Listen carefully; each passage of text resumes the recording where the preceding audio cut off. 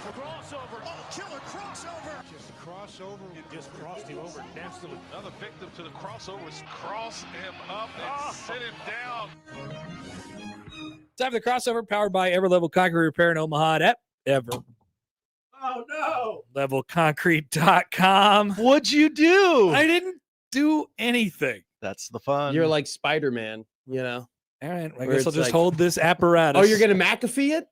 Well, it's either that or you turn it off and I fix it for a couple minutes. but- Is going full McAfee. I can turn it brother. off. Yeah, You we can- don't need to yeah. talk to you. Okay, cool. Talk to us now. Sup, Yeah, Snow? don't want to talk anyways. I think one of the best bits that's going on right now at this station is that Connor Happer only ever hosts with a Mike S.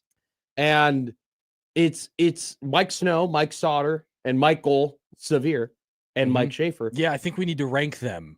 Just when I'm not around, we're so my back. feelings won't get hurt. Snow, well, Schaefer obviously number one. Yeah, he's got to be. here. Well, it doesn't have to Are be. these in terms of how I like them? Yes, we'll do that. So- Sure.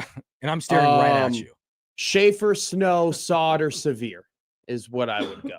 I think that's it's a pretty easy rank. Stibbs in the By the way, chat. Michael Yeah, Severe what will about be here on the Stibbs? show.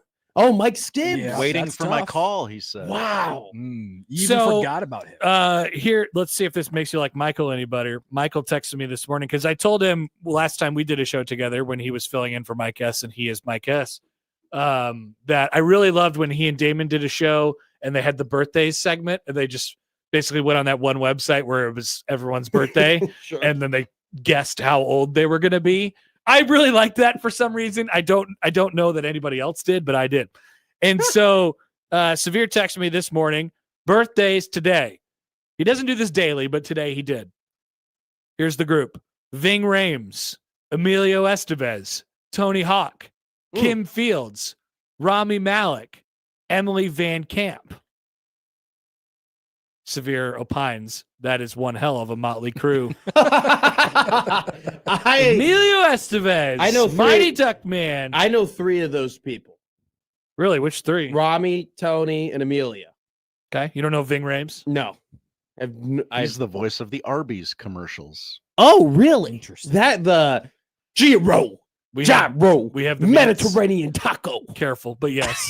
We're hearing. That's what he said when they did. That's what he says. Yeah, Yeah, how he says it. Yeah. Well, I'm just saying that's how I'm just doing my Ving Rhames impression. Yeah, you don't even You know know. who Ving Rhames is. But I Clearly. know his voice. Clearly, I know one thing about Ving You Rhames. seem like you know Ving Rhames at least a little You bit. don't know what he know, looks like. That's his voice. Arby's. We have the meat. That one was There- better. That was That better. one was better. But that's how he said it. Mediterranean taco. That's how he goes. A little Stephen A. Smith. What do you mean? Yeah, Josh has banned me from doing a Stephen A. Smith impression. Hey, yeah, say Mediterranean taco as if you were Stephen A. No, Smith. well, I could do. We've been hoodwinked, bamboozled, led astray, run amok, and fly out to sea. Now say by Phil Jackson now- in the New York now Knicks. say Mediterranean taco. See, that's the same thing. No. Stephen A. Smith. Mediterranean taco. That's how Stephen A. Okay, no, you're the first one. Mediterranean taco. It's the same. Exactly. It's the same. Gyro. Yeah, Mediterranean taco. That's interesting. That's interesting. Let Now me tell you- that's going to be the aggregated clip of the day. This is like when I'm at the eye doctor and he goes 1 or 2 and they look exactly the same. What do you mean when Jafar goes to the eye doctor? Yes, exactly. A little bit better in 1. No, go back to 2. Yeah, a little bit better in 3. You guys are looking for a daily aggregated clip of the day. Let me tell you what, man. You There want it a is. gyro, a gyro, or a Mediterranean taco? There you go. Speaking of, have you made contact? Are you going to go to Caliendo's show again? He's here tomorrow. I would love to. I would love to go to his show again. I don't know if maybe he's going to be our Wacky Guess Wednesday tomorrow. I have no idea. Josh doesn't seem to know about that. Okay. I have not personally gone out of my way to try and make contact with Frank. I did know that Could he just was also buy a ticket. You don't want to do that though. Well, I already went. I would love to go to a show again at the Funny Bone. Don't get me wrong. It was awesome. It was an incredible show. It's probably one of You're probably more interested in the guy who's going the day after the Soder guy. So I'm very interested in Dan, going yeah. to Dan You love the Soder. Soder guy. I'm very interested in going to that. I am looking into going to that. Interesting. Why? Frank.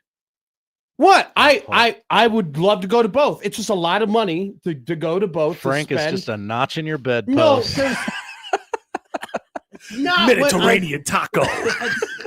That's not what I'm saying. That's Frank Caliendo doing a Stephen A. Smith impersonation. Todd, Mediterranean taco, Todd. Yeah, you got to go see Frank. I would love to go and see Frank. I would love to go and see both of them. I just have to see. My bank account for the Funny Bone ain't cheap, you know? Well, I mean, You got to pick and there's choose. ways. I got a lot of things coming. I got a lot of things to save for. I got a golf trip coming up. I got weddings coming up. I got, a whole week that I'm going to be out of town for that I got to plan. Like there's a lot of You have vacation? in the summer. Yeah. Where are you going? You guys are taking vacation. Yeah, that's what I was. When you take a vacation. When? You tell You me go to when. Vegas Didn't every you- 3 weeks for work. Yeah, I was that's about for to work. say. That's close enough. Yeah. You were just yeah. hanging out with the owner of a casino on top of a on top of the You were On at a top of a cabana. mountain. I was. You were that in a sounds like a cabana. vacation. That was not a vacation. That was work. It's called networking. That is probably Having one of Connor many Happer's- cocktails on top of a building One of- with a casino the owner owner is of the networking. building. One of Happer's greatest gifts is mixing in vacation with work. Being able to be like I wish it wasn't. I Happer- think it's a curse. Happer being able to Poor mix the guy. vacation to be like, I'm working. I'm not taking a vacation. That is not true. I would not go to Vegas in April. If actually I would. Yes, But- You would. That I would not. totally Okay, be when better you would example. go. I would not You go. told me to go in April. Better example. I would not go to Cincinnati in May That's a good point. for a vacation. That's a good. Okay, this When- is not a Can vacation. I ask when you ever would go to Cincinnati ever I've for vacation? never been outside of work. But you love Warner Park. That is, or not Warner Park. What's that? Prasco. Prasco Park. That's right. Look at how your face You get lights really up when happy I when say you hear- Prasco Park. It's a great place. I say Prasco Park. You get a big old smile. Every time I tell people about it, they're like, "Are you serious?" And I'm like, "Yes." It's a baseball cathedral. I mean, it's just I don't think it's that, but it's free. pure baseball at Prasco Park. It's That's just all. baseball, man, and Jesus music. Yes, That's right. Forrest Frank. I do Lots love of Forrest Frank. I do love that Prasco Park completely plays into the Xavier has to play the night game. I do kind of respect. Well, who's driving out there That's a good point. for the Big East baseball tournament? They run it, baby. Yeah. Not me. I will not be in Cincinnati. for the Hey, Big but East except for tournament. Chick-fil-A night, Xavier wasn't involved in Chick-fil-A night last year. Was there a riot? No, there was a lot of people there Oh, okay. to come get their Chick-fil-A shirts and their Chick-fil-A. Is there any way that you could provide me a Chick-fil-A? shirt? Absolutely. Okay, we would Wow. like that. I definitely could. We're putting that. Wow. on I'll order. take orders. Okay, we would Whoa. like 2 I could probably get 7. Chick. Okay, bring them all. They just Come they on, just- come on. I'll walk back over there, and they'll be like, "Hey, you want 2 more?" Sure, it's great. PC goes. Matt couldn't handle the Legacy Club. I don't know. I feel like I could handle the Legacy Club. Why do you think you could? Why do you think I couldn't? What is the Legacy Club? That's the rooftop bar at the Circa. Oh, I'd be great. Rooftop bars are I majored in rooftop. It's bars. not outside. It's not like it's not what you think it is. It's, What is you majored in rooftop bars? I just always found a rooftop. You've bar. drank on a rooftop before? Yeah, and I've I thrived. too have majored. so this is in not rooftop- berries. I've thrived. Okay. but is it? But That's is what we're all it? thinking. Is it Beer House? Because they got a great rooftop bar. Not up there, at right? all. Okay, Not even a little bit. Explain to me the Legacy Club. What do you think of when you think the Legacy Club? I think of a lot of mahogany. I think Little of, mahogany, a lot of gold. I think of a lot of just fine prestige, luxury. I think of drinks that are admittingly some of the better drinks that you've had, but the price tags are very, very high because of it. Absolutely, if you're Um, paying. I imagine Helps know the owner. Sucker. I imagine that there's a lot of TVs. There's a lot of televisions. No, there's none. There's no It's the television? Legacy Club. Yeah. Classic TVs aren't classic. Are there No. is there like a humidor that you can go and you can get cigars at? There are cigars. They don't have a specific room tied to cigars. No, because they have a outdoor patio. Bigelow goes a little mahogany, lots of gold. Where are you at the White House? Kind of seems like is it the Legacy sometimes. Club the White House? They have a of literal case of gold bars, $1 million worth of gold bars, Just sitting there. just right in there. That is ridiculous. Yeah. I don't think That's I the could point. handle this place. Yeah. That's the point. It's yeah. ridiculous. It's Las Vegas. That's awesome. So you said you don't think you could handle it now? I would love to see me try. well, Nick went. And how did Nick like it? Well, did he not handle it, in your opinion? I don't know. What would you call handling it? Is ordering Japanese whiskey for the hell of it? Is that handling not it? handling it? That's no. a tough look. Yeah. What was your order? He told me to get an aviator or aviation or something like A that. gin pro. cocktail. Yeah. This is Oh, yeah, this is yeah. this is pro. Yeah, it's just, yeah. He's like, I'm like, what do you got going? He's like, I got this aviation thing, and I'm like, sick. I love planes. Load me up. This is how you know this Yeah, guy. This guy knows what he's I doing. saw the terminal. Because he goes, Tom Hanks involved. he goes with the owner and he goes, you tell me. You're like, I'm on your bill. You guide me. I'll do whatever. You want." 100%. That's what I There's would not do. a drink you would have said no to, though. 100%. He could have fed me a pile of garbage. But it's free. Yeah. It is. Hey, I Someone, call this drink a pile of garbage. Someone Like, why wants- do you call it that? I don't know. Drink up. Enjoy. someone once asked me, what's your favorite type of beer? I go, free. The free type. Mhm. That's my favorite type of drink. Yep. Then they asked me what my second favorite type of drink was, and I go the fourth one. Whatever the fourth one is, that just gets you there. Like on That the just- options that the people give you? No, like your fourth Your drink fourth- that you Oh, can I see. see, I see, Your I see. fourth beer, your fourth cocktail, your fourth whatever. That is like the prime. That's the prime drink. What's there's magical things happen on the Legacy Club. It sounds like it. There's gold bars different laying time. around I everywhere. once got a exclusive 5-person elevator show of Frank Caliendo Wow. on the way down. So it was a minute and a half. Less. You know how Yeah. nice it is to He know? was just doing Greg McDermott impressions while Greg McDermott was in the It's elevator. so nice to know he just is always doing them. Like He he's is. Just, it's like Seems like him. that seems like a gift and a curse at the same time. He seems to really like it. Yeah. Okay. Well, Yeah. then maybe it's just a gift. He made a lot of money doing it. So yeah. Man, that show at the Funny Bone was the best comedy show I've ever been. Wow. Better, and I've tell been that. to Joe Rogan, and I've been to Shane Gillis, and I've been to Bert Kreischer, and I've been to. I know I definitely have a type of comedian I go to. Sebastian Maniscalco. I've been to that. I went to his special. So Frank was the only funny comedian you've ever been to. Shane was funny. Shane was very, That, very. that guy's growing on me. That guy's Shane growing was on me. Oh no, very he's funny. Yeah. He is hysterical. I went to the Bert Kreischer comedy tour, and there was a lot of. Would you go to a comedians. Tony Hinchcliffe? I saw Tony Hinchcliffe open for Joe Rogan. I saw. I so bet you this liked was, it. That tracks. This was before. Just say it, Connor. This was Just say it. This was before Tony Hinchcliffe became famous. This was before Kill Tony. This is before all of that stuff. This is when he was still kind of like a more local Texas comedian. He knew him before he was cool. He was fine. He was okay. This was all the way back in like 2021. Like this was like coming out Way of COVID. back. Yeah, this was 5 years ago. This was 5 years ago. He's I guess become- you're right. It is a long time ago. It's it was- weird, but yeah, it is. It was 5 years ago. So yeah, I mean, Scott Frost was here. he was still the coach. losing 9 games. There was an Australian comedian that opened up for Shane Gillis. That was super funny. He was really, really good as well. Crikey. But still, Frank Caliendo better than all of them. Wow. Better than. And here the he rest. is tomorrow in your town. And we'll see what happens. And we'll see what happens. We'll see what happens. We're just gonna let it ride. He loves you more than he loves me. He loves you so much. I think he would consider you like an actual friend. And not I don't think it's a thing. I think you two think you're are buddies. actual friends. Josh Hodson too is actual friends with Frank Caliendo, Absolutely. Seems that which way. is awesome. Try The not one to time- abuse the privilege, but yeah. I wonder how he differentiates between the two of us. Oh, I bet he doesn't. Yeah. That's fine. He's like that's okay. Omaha guy 1, Yeah. Omaha, Omaha guy guy 2. two. Yeah. He's got your numbers, so Yeah. He does. Guy who's really funny. You should Guy ask who him He about announces your the texted me game. about not anything one time. Like not about You just coming texted to you town. text there him? was no Yeah. business involved. Well, you're friends. That's the official marking of being friends. I think so. But It you is. It is always really funny when my watch comes up and it says Frank Caliendo. Is he your most famous friend behind the owner of Circa? Ooh, great. Is it Derek Stevens who you're Mhm. talking about? Mhm. Yeah, he just pops up on my TV now when I'm back home in Chicago. My dude is everywhere. He is everywhere. He loves the College World Series.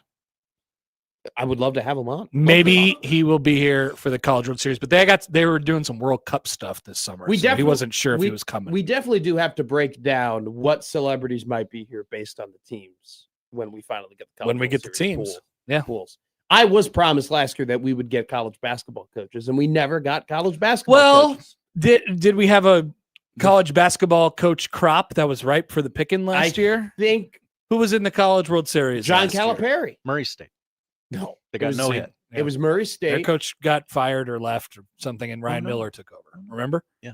Murray, Arkansas? Arkansas had John Calipari. Tommy Lloyd. Yeah, was Cal here? Cal was here, right? I think so. But we never got him.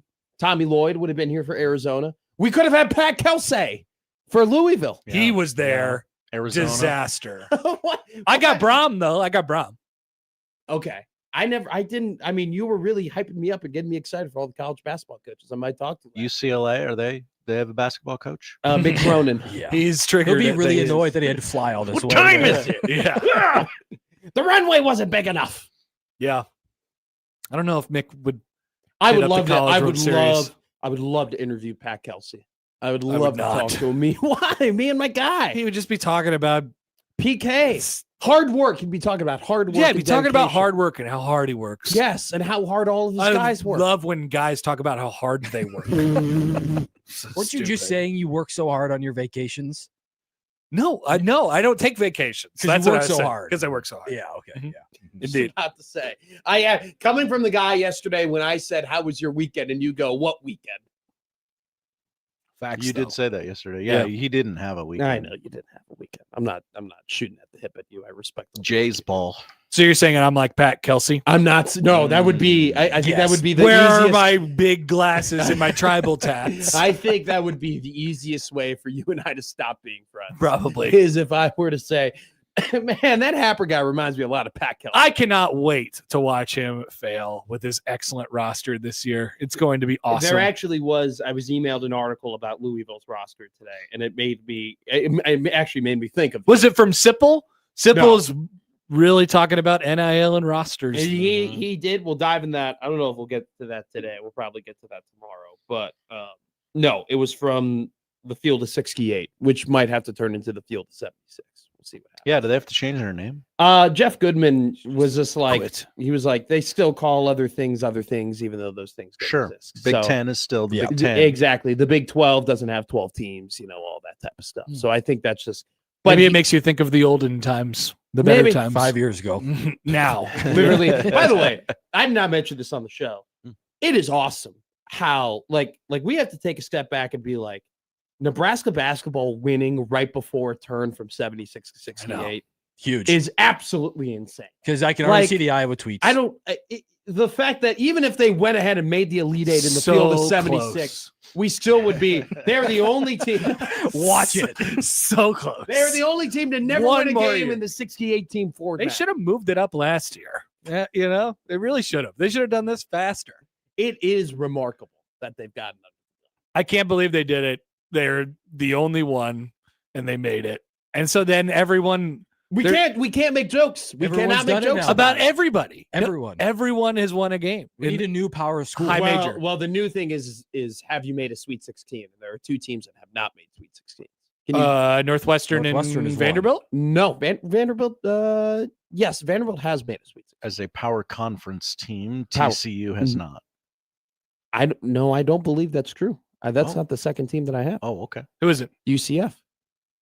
Oh, Sure. that makes sense. Yeah. And they just kind of switched over. It's Northwestern. and UCF. Yeah, you're not cool unless you made a Sweet 16. Is that what the rule is? More now? specifically, if you haven't Totally made multiple agree. Sweet 16s over the last 5 years. Northwestern basketball. I have no idea. Long time ago, 5 years. I'm kind of at the point. I'm like totally content and totally just, I guess, numb to the point that I don't think Northwestern will ever win an NCAA tournament game again. That's it. I don't They're know. done. I don't know if they'll ever make But it. Well, that in one order- run was worth it. In order to do it, Dude, they should have beaten UCLA. Probably. Like that UCLA, like the Gonzaga game was a hunk of crap. Like it was a bad call, but it's like they were still going to lose that game. They should have beaten UCLA. the problem is they would have to not have Chris Collins as their head coach, which seems impossible. He's going to leave. When? He never has. I think he's going to leave after next year. I think he's going to jump ship. They did this thing this year where they brought in all these freshmen, and they're like, okay, we don't have enough money to go in the portal. and go and like buy big players. What we're going to do is Darren Ravel's not donating enough. No, neither is Wilbon or Rich Eisen. They or love to. J.A. They love to Adame. say they're from Northwestern. So, but yet they do nothing about it. So yeah, well, her son just played there. Yeah. Like, so they go, all right, here's what we're going to do. We're going to bring in all of these young freshmen and we're going to play these young freshmen and we're going to be bad, but we're going to develop them and then we're going to make a run for 2 years and then we'll do it again. And they did that this year. And then all the freshmen left. They all went elsewhere. And so they lost their entire team. And it's just like, they're never going to be able to keep talent around. So it's just like, I'm done. They're never going to go to a tournament again. Totally okay. Maybe you could try a different way. I don't think there's The little engine that could right outside of Chicago. They will. DePaul has a better chance of making an NCAA tournament than DePaul's got a really good chance. DeHall is killing it. I like how there's a little bit of union between Big East fans. Like you all compete against each other, but there's a little bit of sense. It is a little weird that DePaul is not just 2 automatic wins anymore, but it's good for DePaul. I'm happy for them. I was gonna say I'm happy for them. It's like DePaul. In fact, some people lost to them twice famously this year by the same score, same exact score. That was weird. I had a buddy who tried calling into Blue Jay overtime both times when DePaul won. Who's a big DePaul fan? Mm-hmm. We did not allow that to happen. Why not? I did not want Connor to call in. Oh man, that would have been good content. No, it was fine. It was okay. Maybe it would have got aggregated. You think the 9 people listening to Blue Jay overtime were going to go ahead and be like, "Oh my God, it only this is takes hysterical." one tweet to blow something It way really, proportion. you know what? If we've learned anything over the last couple of weeks, you're really only one tweet away. And really, you from never things getting out know of hand. what people hear. Yeah, you don't have to say anything. Yeah. And it can be aggregated. Mm-hmm. Here's a bit idea. Or you can read a book. During Big Red Overreaction, the host should call the team that they just beat, like Nebraska Their call-in wins. show? Yeah. Big Boilermaker overreaction. Yeah, that doesn't exist. Okay, so Ohio, Bowling Green. Yeah. These are teams call on the with show call-in ever. shows. Actually, this is a great question. Out of the teams that Nebraska will beat this year, who will have a reaction show? Mhm. Does Maryland have a reaction show for football? Probably not. They probably got like a Michigan student State. show. Michigan State. It's a great question. I don't know how many live call-in shows there are. I don't know how many teams do that. I couldn't tell you. I think Michigan State for sure. Probably like the Eagles. Well, the Bears. Or are you talking about the NFL? I am assuming the entire NFL. Yeah. All of those teams have that. Out of college teams, out of the 64 Power 5 teams existing, I think maybe half of them have call-in shows. Half. I think half. So you got to beat one of those. No, You got to be one of the top Oh, no. 32 teams of the country. I think Michigan State is the only one where you could plausibly see Nebraska beating them and be like, they will have a call-in reaction show. I think Illinois. I think Illinois probably has a big orange reaction. Big orange overreaction. Who's your overtime? That's got to be a that new might show. be a new show. That's got to be 2 years old. Exactly. Actually, I think it's probably just 1 year Yeah, it old. could be. They Yeah. probably didn't have it the first run, the first go around. Well, I remember in Lincoln when we were working, we just randomly decided to start doing a basketball reaction show because they were good for 15 minutes. And then we stopped. we stopped really quickly. Immediately. Yeah. It is one of those things where you can just don't have jump to in. You're like Boston College baseball. You can just stop playing. You can just Exactly. stop doing it. You want to cancel the game? Cancel it. Yep. I like canceling things because I'm at the point where it's like, sometimes I'm sitting on my couch and I have plans to go out and meet people. And I'm like, you know what? I'm just not going to. Great And choice. I'm just going to sit here and I'm going to watch something. And it's kind of great. There's first time in my life, a couple months ago, somebody canceled plans on me and I was happy. Like that's gonna happen a lot more. That never used to happen before. Would you just wait another 5 years and God, it's going to be coming in left and right. It's Yep. going to be awesome. 2031. You're going to be like, whoa, this is awesome. I used to Nobody plan hits me things. up ever See, for anything. 2031 might be the point where it's like we're done with the weddings as well.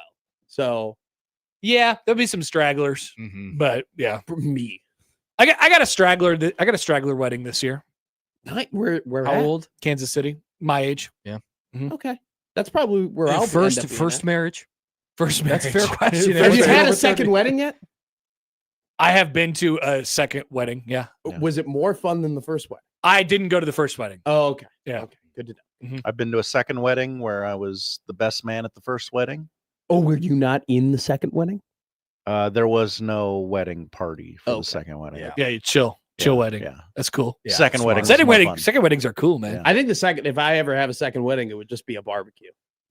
We're just gonna BBQ it up. We're just Like gonna at a park or something. Yeah, we're just gonna grill out. you My know? wedding was just at a bar with a food truck. We're gonna It go to was Memorial perfect. Park and we're just gonna grill Yeah. there. Your food truck? Yeah, we just had a couple food trucks. Hell yeah. DJ.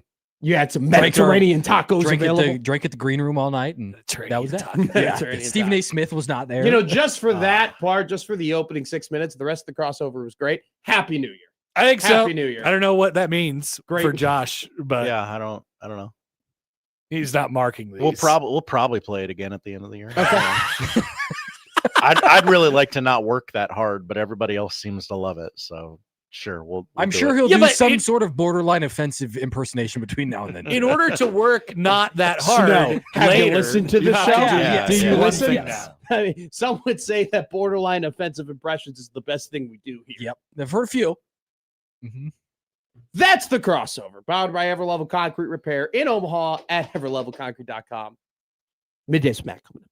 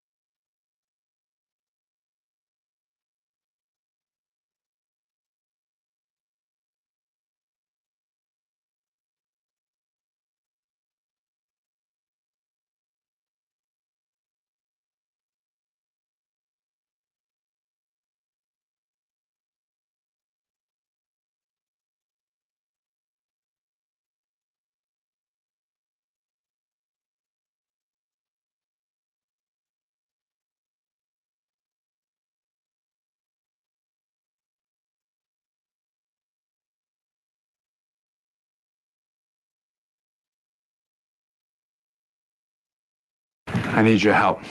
I can't tell you what it is. You can never ask me about it later, and we're gonna hurt some people. Whose car are we gonna take? I have a lot of things I want to get off my chest. That's an absolutely horse crap call. Make room for Daddy! But they are who we thought they were, and we let them off the hook. Chicago is.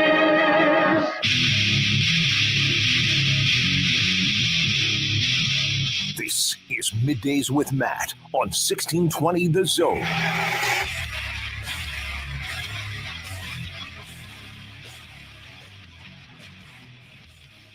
Middays Matt live and rolling here on the 1620 The Zone Radio Network. Matt McMaster, as always, joined by Josh Odson. Weather okay. I'm getting killed by these allergies right now.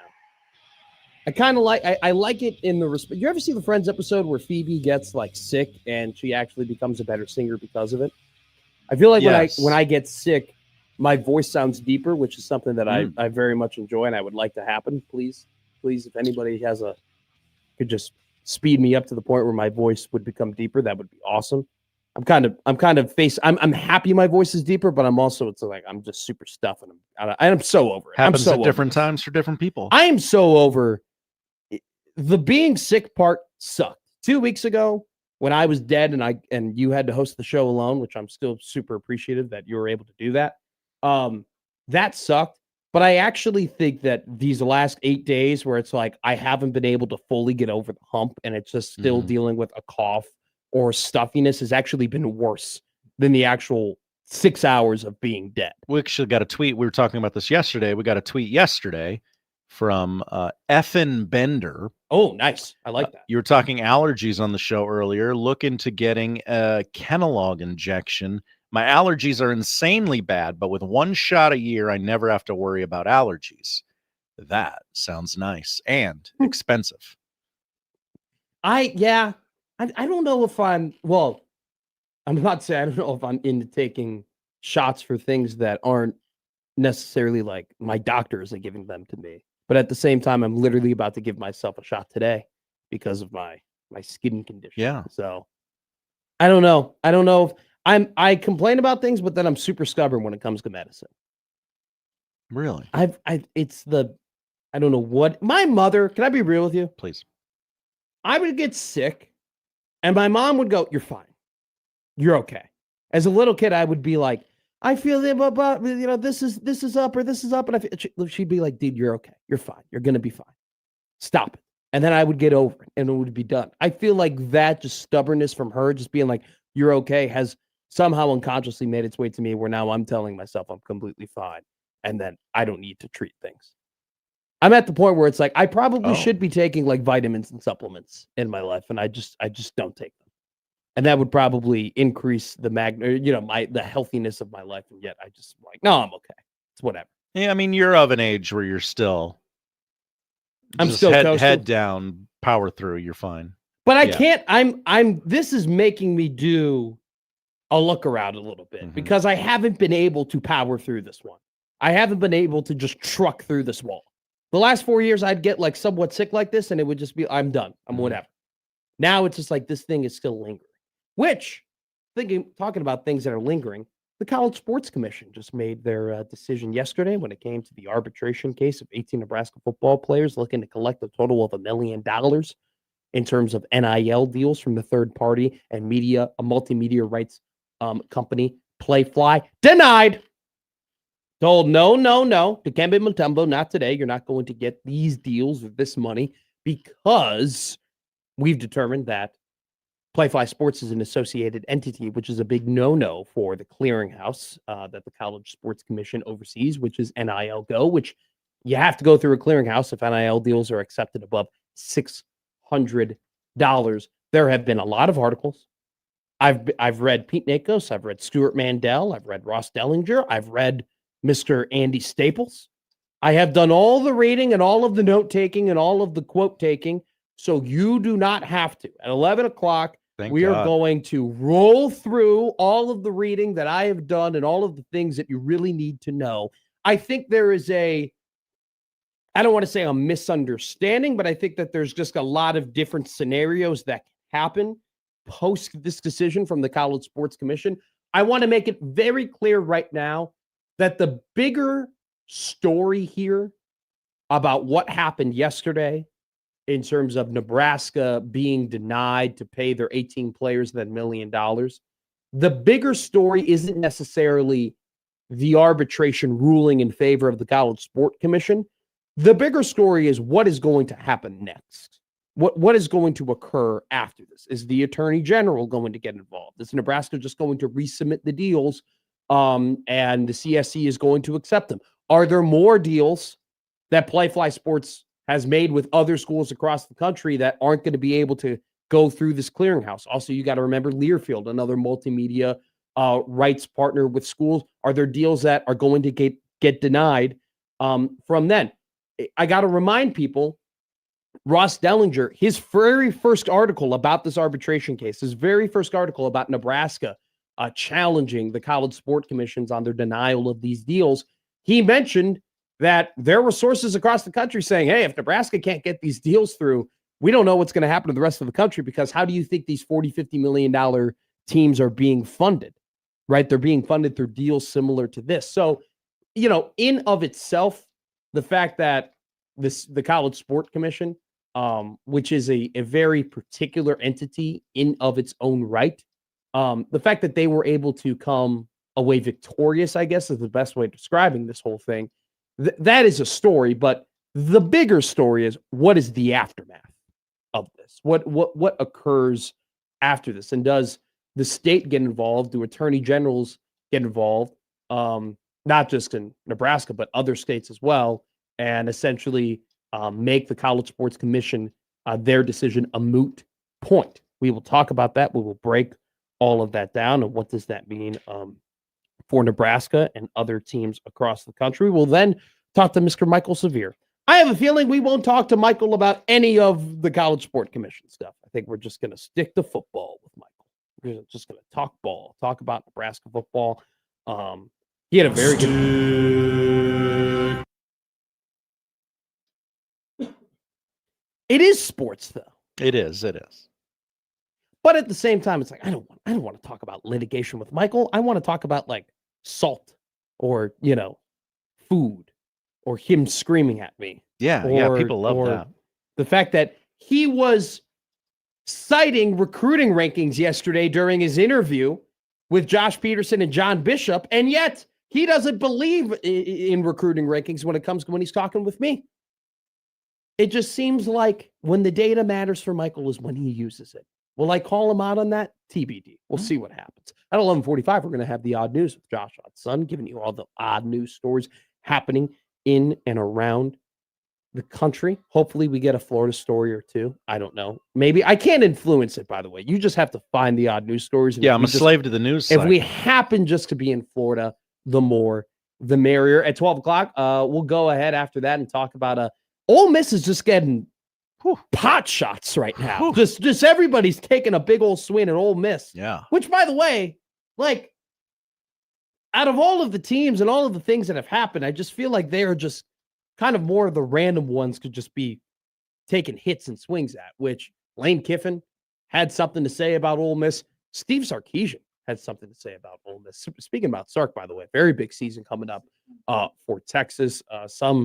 Reading some preseason articles already. I mean, some people are going to have Texas as the number one ranked team in the country, and it's going to be a whole lot of pressure when it comes to Sark and having a successful season over there in Texas. So we will talk about that, talk about Lane Kiffin, talk about Steve Sarkisian, talk about Ole Miss. By the way, I talked to Brett Ciancia yesterday. I sent Brett a text. He will be coming on the show next week. Let's go. He will be giving the preview before the preview, which he's told me he has 40 teams in right now. I don't know if he has 40 teams done, but he has 40 teams inserted into the Pick Six previews. He's told me that it's been a crazy article, or crazy teams or previews to write because of all of the player movement, the unprecedented player movement that we experienced through this transfer portal cycle. So we will talk to Brett sometime next week about the big storylines that he's looking at, teams that he's already gone and done. Be very interested to see. I don't know. I feel like he would have told me if he already had Nebraska done, and if he wanted to talk about it, we'll ask him what his outlook is. It'll really be the first time on the show we're going to talk nationally. What is the national outlook when it comes to Nebraska football? So we're going to talk to Brett Ciancia next week. I'm really, really excited about that. It's a Top 10 Tuesday here on Middays with Matt at 1 o'clock. Mr. Josh Odson will give us his top 10 what? We don't know. 2 weeks ago, it was his the top 10 movies, right? That Top 10 superheroes. Oh, it first started with the top 10 movies I needed to watch. That's which right. I have to get back on it. I think Memento is the next one we're going to view over at Casa de la McMaster. Then it was top 10 superheroes. Last week it was top 10 Nebraska athletes. That's right. Pretty contentious last two top 10s. I didn't have too many disagreements with your top 10 Nebraska athletes other than, Bud Crawford. He's It's the deserved goal. it. You want to get people talking. He's deserved it. Your top 10 superheroes, kind of ridiculous. But at the same time, your tweet today about Tommy Boy being in the Teenage Mutant Ninja Turtles universe, absolutely phenomenal. Yeah. I stumbled upon that in my reading last night. If I'm David Spade, I'm hanging that up. Just a comic book drawing of young me. Hey, can I get that? Seriously, Yeah. can we just print that out and I can put that in my basement? Were you reading that or did you find that on? I was reading that. Wow, that's pretty sick. You know what? I never really got into Reading? Well, I'm going to be real with you. Connor Happer hit it square on the head where he's like, you really get into things and then you get out of things for a couple of months. Mm-hmm. I haven't listened to an audiobook in a week and a half. Oh, no. And at one point it was becoming like a personality trait that Matt reads again. I don't know. I've kind of fallen out of the Klosterman 90s book. I think I've learned all the things I've needed to learn from How many hours is that book? It's 11 hours and I have that's 6 pretty left. long. That's pretty wow. You didn't get very far at all for how much you Well, talked about it. Yeah. Well, there's a lot of all the things that you got to realize that the 5 hours, all of this crap is new to me. Sure. I didn't know who Ross Perot was, and it was such a remarkable event learning about that man. We don't talk about him anymore. Or Fugazi, and how like the cultural impact that they had. And I did know, I've listened to the Nevermind album at this point like 3 times all the way through. That was kind of one of the things I liked about you listening to the book is that you would hear things in the book and go, oh, you wouldn't just hear it and take Chuck's word for it. You would consume whatever he was talking about. All right, bad take. Come As You Are better than Smells Like Teen Spirit. Oh, interesting take. I prefer I'm not going to sing it. Sorry, Stibbs. Don't have to. Stibbs goes, Matt learning about Fugazi is as wholesome as it gets.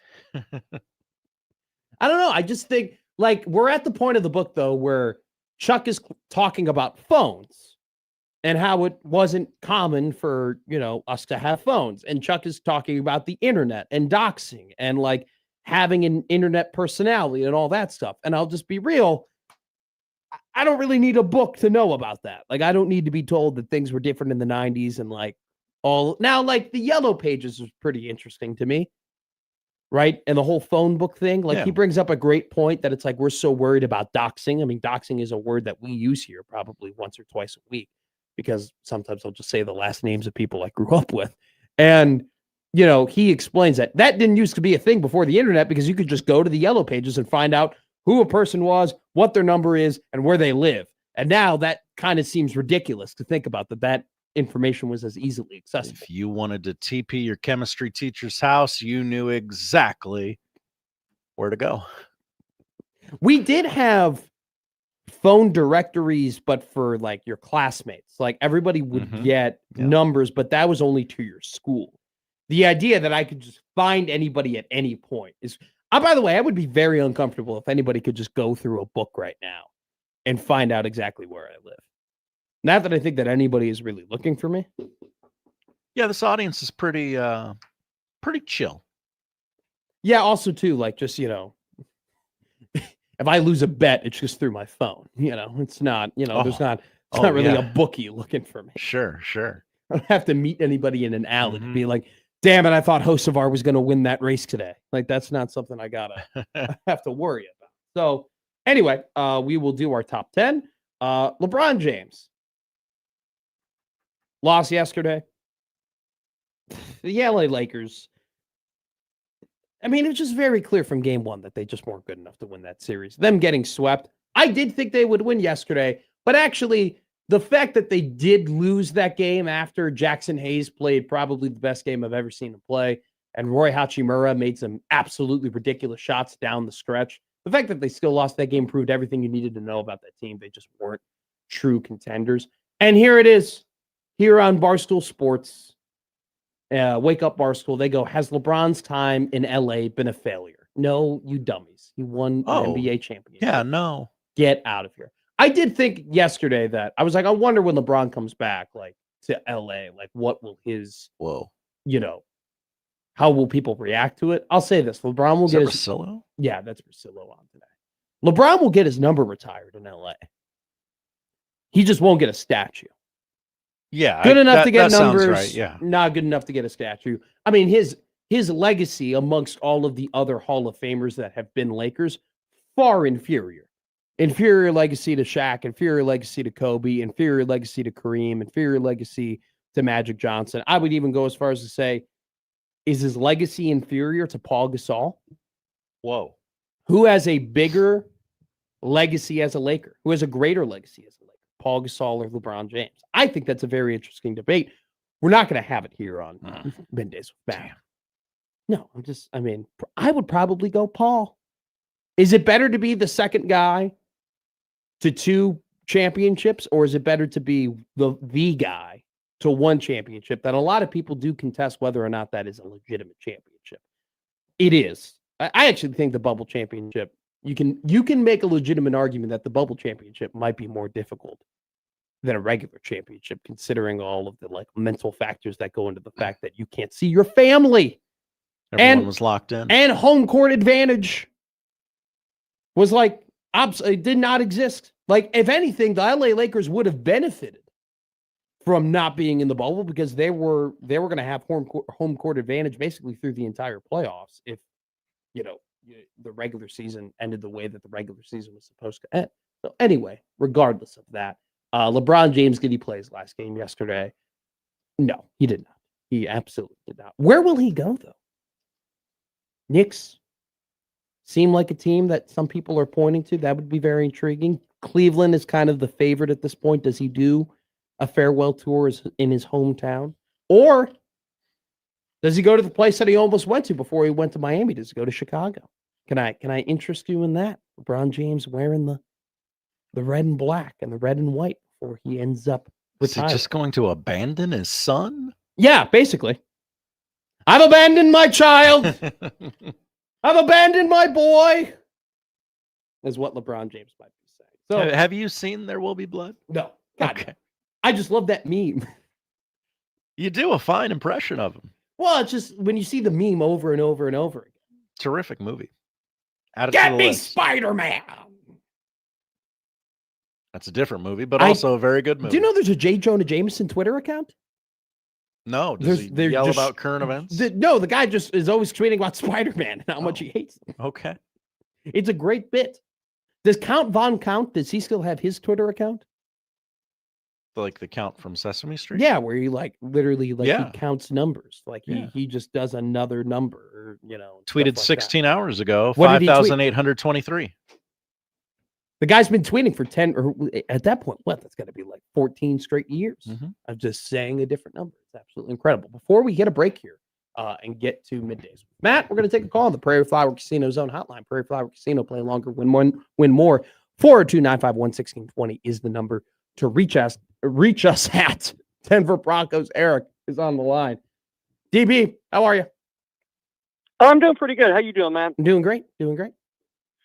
What do you think of the leak of the first Monday Night Football game there, boss? It's going to be you guys, and who are you taking on? I did not see the leak. Who are you taking on? Chiefs. Yeah, okay, cool.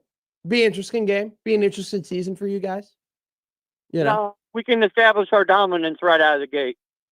Are you scared about the NFC West at all? Do you think that I mean, it has gotten stronger top to bottom. It's gotten stronger, but I am not scared right now at all. Who do you think All is I your? need is my guys to be healthy, man. Who do you think is the bigger threat for you guys in the AFC West? The biggest threat to dethrone the Denver Realistically, Broncos? if the coaching comes through at San Diego, okay, or the LA Chargers. Sorry, my No, you're particular okay. bad play.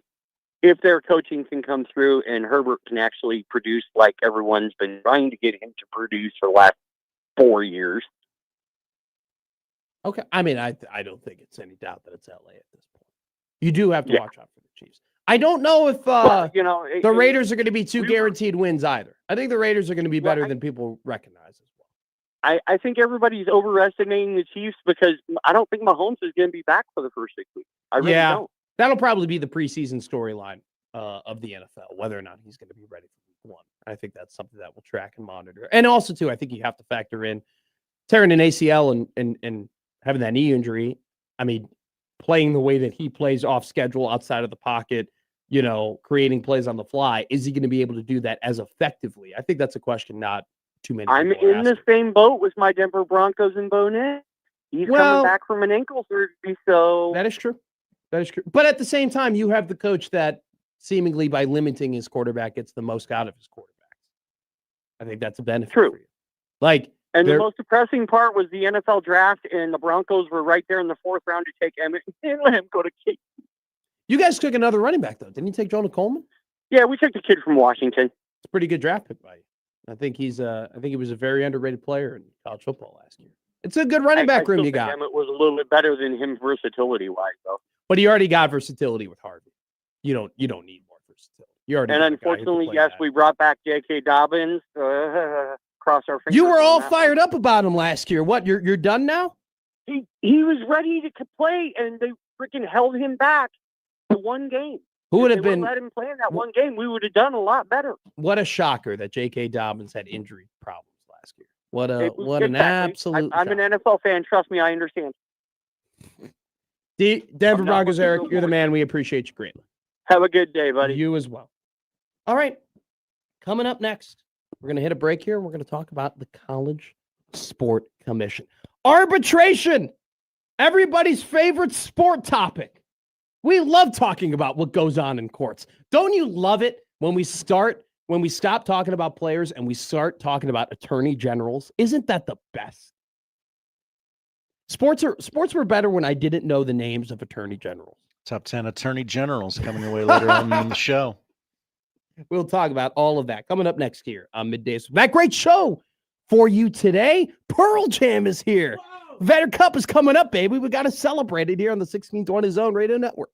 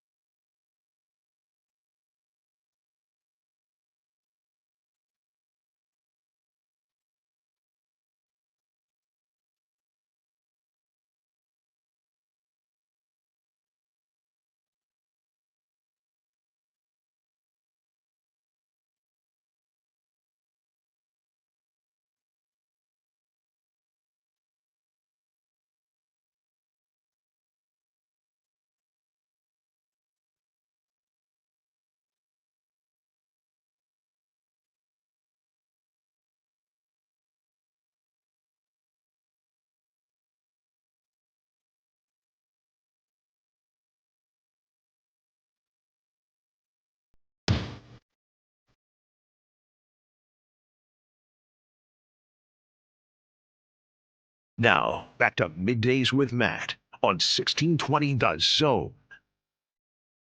All right, we're making a call to the pen here. I don't know if we were announcing a Wrigley a Cubs game, this would be brought to you by Chevy Drive with K's and Tays drives. I don't know what this I seriously call to don't. the pen is sponsored by or what the hell we're doing here, but producer Joey is stepping in to produce Yes, I Middays am. with Matt. So Joey, do you have a top 10 and a odd news story ready to go, up and rolling here? I mean, I could go back to a story that we did. So do you just want to re-rack Cup of Joe headlines at some point during the show? Yeah. I got something from the morning show that we're did okay. not read. We're good. We Yeah, got a lot of things we can hit here. I mean, I got something ready to go right now. Josh will be back. Josh just has to do some He's program director duties, so he will do that. Joey is going to step in here. Thank you so much for stepping in. Yeah, Joey. absolutely. I'm all done with my things. We have a full show ahead here. PC goes needed Mason Miller's entrance music for Joey coming in. That probably would have been incredible if we had a light show here. We just start flickering the lights. Which, by the way, I do kind of at first I did hate all of the lights that came in during baseball and all of the blah, blah, blah, like everything like that. Now I kind of like it. You know what? Just make baseball more theatrical. It's working for the Bananas, and it's working for. By the way, I didn't even know that Cosmic Ball. Did you know that this was a separate entity? No, I did not know about it. We were talking about this yesterday, Connor and myself, because Matt Rule was apparently at the Not event. apparently, he was there. Yeah, he was there. He was in that bright pink jersey. But yeah, they turn off the lights and you see the glow in the dark stuff. It was pretty cool. I thought it was affiliated with Banana Ball. I thought it was too. I didn't know that there are separate leagues and corporations and everything like that when it comes to alternative baseball, which I didn't even fully recognize as something that is happening. But this is like I mean, seriously, the last time we really created a full-on different sport and different league for that sport is dating back to like 20 years ago when we did this for the UFC and mixed martial arts. Yeah. That was the last time we really had hey, we're going to do MMA. We're going to introduce MMA to everybody and we're going to make a whole league about it. So it is happening with alternative baseball and Banana Ball, where they got 6 different teams and 4 teams make the playoffs, and the Bananas can hypothetically lose, like not make the playoffs in their own league, even though they're the Bananas and it's called Banana Ball, which is kind of ridiculous. Which, by the way, Kyle Perry on the I think like the loco like something beach team or whatever in Banana Ball, former Nebraska pitcher. I don't pay too much attention to Banana Ball, but are there like more than like 2 teams in this whole I don't know. So Cosmic Baseball, I had no idea it existed before it was at Warner Park, and I really didn't get the full gauge of what it was previous to Marty Cordero coming on the show yesterday and explaining it to us. I just think it's I don't want to call it a pony show or anything like that. I think it would be disrespectful because they just sold out Warner Park 2 nights in a row. Yeah. So clearly there's a ton of interest in it, but it definitely is a production. It's a full-on production of alternative baseball. I don't know like what the future is going to be and how many teams that they're going to end up getting, whether it be Cosmic Ball or Banana Ball, but it definitely is a whole other scope because of the sport. I was under it's the same kind of thing like the Harlem Globetrotters where it's them. No, and it's a league. It's a league. No, Washington they're not. Generals. I don't know about Cosmic Baseball, but Banana Ball, it is not. Okay. The Savannah Bananas lose games. Like they lose Banana Ball games. Okay. And they hypothetically could not make the playoffs of a league that is literally named after them, which is quite interesting to me. Anyway, we're not going to talk about alternative baseball. We're going to talk about something that's way more entertaining. The College Sports Commission. Don't we love talking about arbitration? Yes. Don't we love talking about litigation? Don't we love talking about judges? Isn't that the best part of the NCAA? And all this about money, all this surrounding the dollars. Let's we'll probably stay a little bit away from the dollar part and let's talk about why this decision was made, how it was made, why it's important, and what's even more important is what is going to happen after. Okay. So basically 18 Nebraska football players agreed to deals that totaled up to $1 million. Their multimedia rights partner for Nebraska, Playfly Sports, were involved with these deals. Okay. And essentially the College Sports Commission, which operates NIL Go, the clearinghouse, right, that allows third-party NIL deals to be approved and denied, basically said, you can't do this deal because Playfly Sports is what we would consider an associated entity. Okay. An associated entity is basically identified as an arm of the athletic department. They are basically a third party NIL with like your typical 1890, all of that stuff, which they're trying to get rid of, right? They are associated with the athletic department, and because they're associated with the athletic department and their deals did not satisfy what they're calling a valid business purpose, and they are categorized under warehousing, which means that these deals are being paid out to players, and there's not necessarily enough things that those players have to do to satisfy that deal. They're not providing proper goods and services to earn that money. The CSC said, no, these deals can't go through. Okay. So that is probably the least complicated way I can put it. The College Sports Commission said, Playfly Sports, you're too associated with Nebraska athletics, and these deals are considered to be warehousing, which means that, in our opinion, the athletes aren't doing enough necessarily. They're not providing actual goods and services for profit in order to be paid this money. Okay. So basically what's really important here is that Nebraska is not the only school that is doing this. They are not the only people that are using multimedia rights partnerships in order to pay their players. Okay. They are not the only teams that are doing this. And so it's very important here that we recognize that in Ross Dellinger's very first article, when he was writing about this arbitration case, he had people saying, man, this is a big deal because you're not getting those 50, 60, those 40, $50 million rosters without these types of deals being approved from the College Sport Commission. So how are, one of the questions you might ask is, how are other teams able to do this? And Nebraska is being told, hey, this, you're not allowed to do this, or how you've gone about doing this is the wrong way. And secondly, are there more of these deals that are coming down the line into arbitration that the CSC is going to rule against? And how are those rulings compared to what was ruled for Nebraska? So that's number one. How is everybody else being treated compared to how these deals are being treated? Number two, and this is one of these things where Brian Seeley is the leader of the College Sports Commission. He is being very non-combatant here, okay? He is being very, very non-combatant because he knows that the Nebraska Attorney General can go ahead and say, no. This is not allowed, because there is a state law. It's a 48-3603, which states that Nebraska law prohibits any college athletic association from punishing athletes or preventing participation because they earn compensation from third parties. Okay. So it's one of those things where Brian Seeley, the leader of the College Sports Commission, is saying, we want Nebraska to resubmit these deals. We want these athletes to get paid. Seeley's gone as far as to say, these athletes haven't done anything wrong.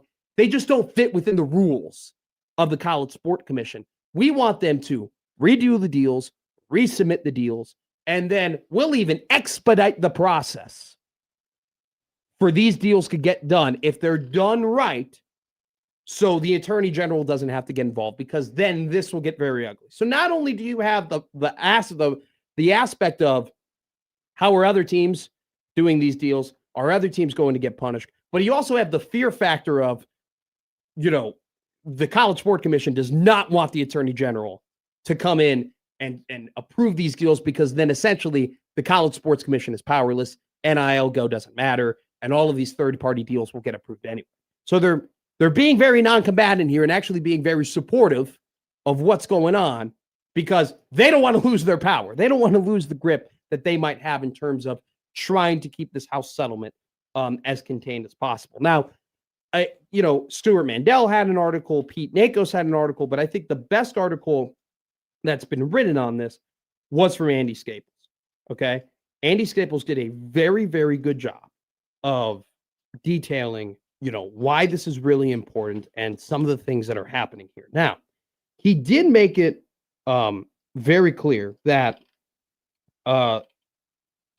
there's a quote here that is super interesting from Staples that kind of details that Nebraska is very much learning from this process, and they are trying to they're not trying to go through the attorney general at this point, and that they are kind of trying to play ball in a way with the College Sport Commission. At least this is from the reporting that Andy Staples is doing in terms of how Nebraska is going about this. So this is a quote from the Staples article.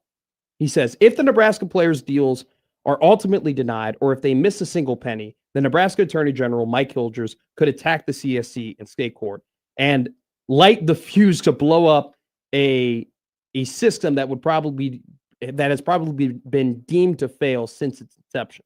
He also said that, weirdly, the arbitration case may have provided the roadmap Nebraska officials sought in order to structure these deals and get them approved in the future. And so essentially, there is a part of this that Staples is reporting that, yeah, part of this was Nebraska wants to get these deals approved. Nebraska wants to get these deals done.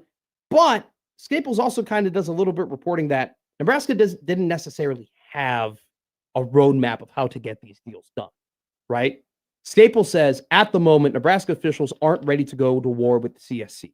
Seeley, meanwhile, seemed like someone who wants to avoid a war with Nebraska at all costs, so perhaps the resubmitted deals passed the muster, okay? Seeley says that the arbitration was not about whether or not the students could get paid. It's about whether they can get paid in a particular way. And so Staples goes ahead and he proposes that, and this is a quote from Andy, this sounds as if Seeley wants Nebraska to do a little more paperwork. Maybe the $1 million worth of deals can be split into 50 $20,000 deals, spread amongst 18 players, and assigned to specific sponsors with specific deliverables, and perhaps they go through with that. So essentially, there is a part where Mike Hilgers can get involved, the Attorney General can get involved. He can say the ruling of the arbitration, the ruling of the CSC, that goes against Nebraska state law. You cannot prohibit athletes here in Nebraska from getting third-party deals. Screw you. This isn't allowed. And that in of itself would blow up the CSC. But the reporting here from Staples, basically saying that at this point, Nebraska officials don't seem like they want to go to war with the CSC. He's basically communicating that, they want to go through this properly. And that this ruling in a way, and this is Andy's reporting, this ruling in a way has provided them the roadmap of, okay, this is actually how you have to game the system. There needs to be a bit of a structure to follow. You got to do more paperwork. Josh Peterson said a couple weeks ago, that's just paperwork. Paperwork can get done, right? Yeah. You just got to put the work in. You just got to figure it out. So I find it very interesting here that based on state law, based on the power that the Attorney General has, that there is a path for Nebraska to get done what they want to get done, and it involves blowing up the College Sport Commission. But it seems like at this point from Staples reporting that is not what they want to do, that they are willing to kind of go through these trials and tribulations, that they are willing to find a way to get this type of stuff done, go through the proper channels and pay their athletes. And maybe it's going to require getting more creative, right? And I think that this is probably one of the more interesting quotes from the Staples article. He says, now, part of their role is as a pass-through for NIL deals so schools can get money to players through third parties. This is referring to Playfly, the multimedia rights partner. Nebraska isn't alone by any stretch. They are not the only team that is doing this. But the Cornhuskers didn't feel they were getting much guidance from the CSC. Weirdly, the arbitration hearing may have provided the roadmap Nebraska officials sought in order to structure their deals in the ways that CSC would approve. So it seems like through Staples' reporting that despite the fact that the CSC has denied Nebraska the ability to pay their players in their way that they originally submitted the deals through the College Sports Commission, through NIL Go, even though that they've denied that, and even though that Nebraska, through state law, has the ability to kind of blow this thing up, that this ruling in a way has basically provided them the structure of like, all right, guys, if you want to cheat, this is how you got to do it. This is how you got to go about it. And if it requires doing more hard work or finding out how all the other teams have gotten these deals passed through, then that's what Nebraska has to do.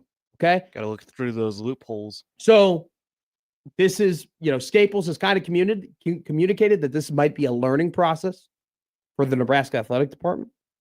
Right. And also it seems like and I think the statement here from Troy Dannon, Troy Dannon did make a statement in regards to the ruling of the College Sport Commission in the Pete Nakos article. And there was, it's incredible how many different angles there are to this and how many different reporters are writing articles or how many different reporters are reporting on this. But this is the statement from Troy Dannon. I am proud of our football student athletes and how they represented themselves during this process and the patience they have shown. We continue to operate within the parameters of the House settlement and the CSC process while monitoring changes in the collegiate landscape. We fully support all of our student athletes maximizing the value of their name, image, and likeness during their time at the University of Nebraska. And I think the real statement here is we continue to operate within the parameters. And I think it's very interesting that Nebraska does kind of have an escape hatch in a way. They can go through the attorney general. They can say, oh, this prohibits state laws. But it seems like the communication here is we're going to go through the rules. We're going to operate through this entity. We're going to do it the right way. But there also is a little bit of a, hey, wink, wink here. Everybody else better be doing what we're doing too. Everybody else should be following the rules that we're following. And it's just there's a lot of things that can stem from this, and there's a lot of things that can happen from this. I wouldn't say the opportunities are endless, but there's a lot of interesting different avenues that could dictate the future of how these deals are managed and how the House settlement is operated under through some of Nebraska's actions. Now, I do think there are two pretty important things that have gone under the radar here in terms of what next steps could look like. Number one, there still are a bunch of other arbitration lawsuits that have to be followed and have to be ruled upon. Nebraska isn't the only, deal that is going to go through the arbitration process. So that's number one. Number two, and this was an interesting find here from an athletic article that I wrote, that they have the numbers that $242 million worth of NIL deals have been approved from the College Sport Commission. $56.17 million have not been cleared in the College Sport Commission. I wonder what of that number of the $56.17 million, how much of that has been challenged, how much of that will end up going through arbitration. Why were those deals denied? What were the actions taken, right? Is part of the $56.17 million that was not cleared, were those rewritten and redone to then eventually be a part of the $242 million that were cleared? There's a lot of questions I have for this. There's so much. And there's really a lot that we're going to know. But before we wrap this up and get to Michael Severe, I think the most telling thing and the most interesting thing you can take away from the Mandel article and the Nakos article and from Andy Scaples' article, and Andy Scaples, I have to give him a ton of credit. He did an incredible job breaking down and using his sources and giving the temperature here. The number one thing that you need to take away from this is that Brian Seeley doesn't want the state to have to do with any of this. Because if the state gets involved, then the CSC is going to have a real tough time existing. But secondly, his reporting that it seems like at this point, the Nebraska officials don't want to get involved with the CSC. And then you take away Troy Dannon's statement, and then you add in the fact that the reporting seems like Nebraska is looking to redo these deals, and the College Sport Commission has even said as much as we will expedite these deals. It seems like everybody wants this to go as smoothly as possible. Nebraska wants their athletes to get the money. CSC wants to stay in power. It seems like at this point, from reporting, I don't want to call it simpatico, but they're on the same page. It will be very interesting to see what the fallout from this is And does the state eventually get involved? And are there other teams who have to go through the process that Nebraska is now going to have to go through to get these deals done? This situation has a lot of reading to do. There's a lot going on. There's a lot going on. I hope I did a good enough job to break all of this down. But this is something that not only are we going to be monitoring for local reasons, but also national reasons and how the system is going to work. This is still a big deal, how we're processing this. All right, we're going to hit a break. We're going to talk to Michael Severe. Maybe he does have opinions on this. Maybe he doesn't. Wouldn't surprise me either way. We talk to Michael coming up next.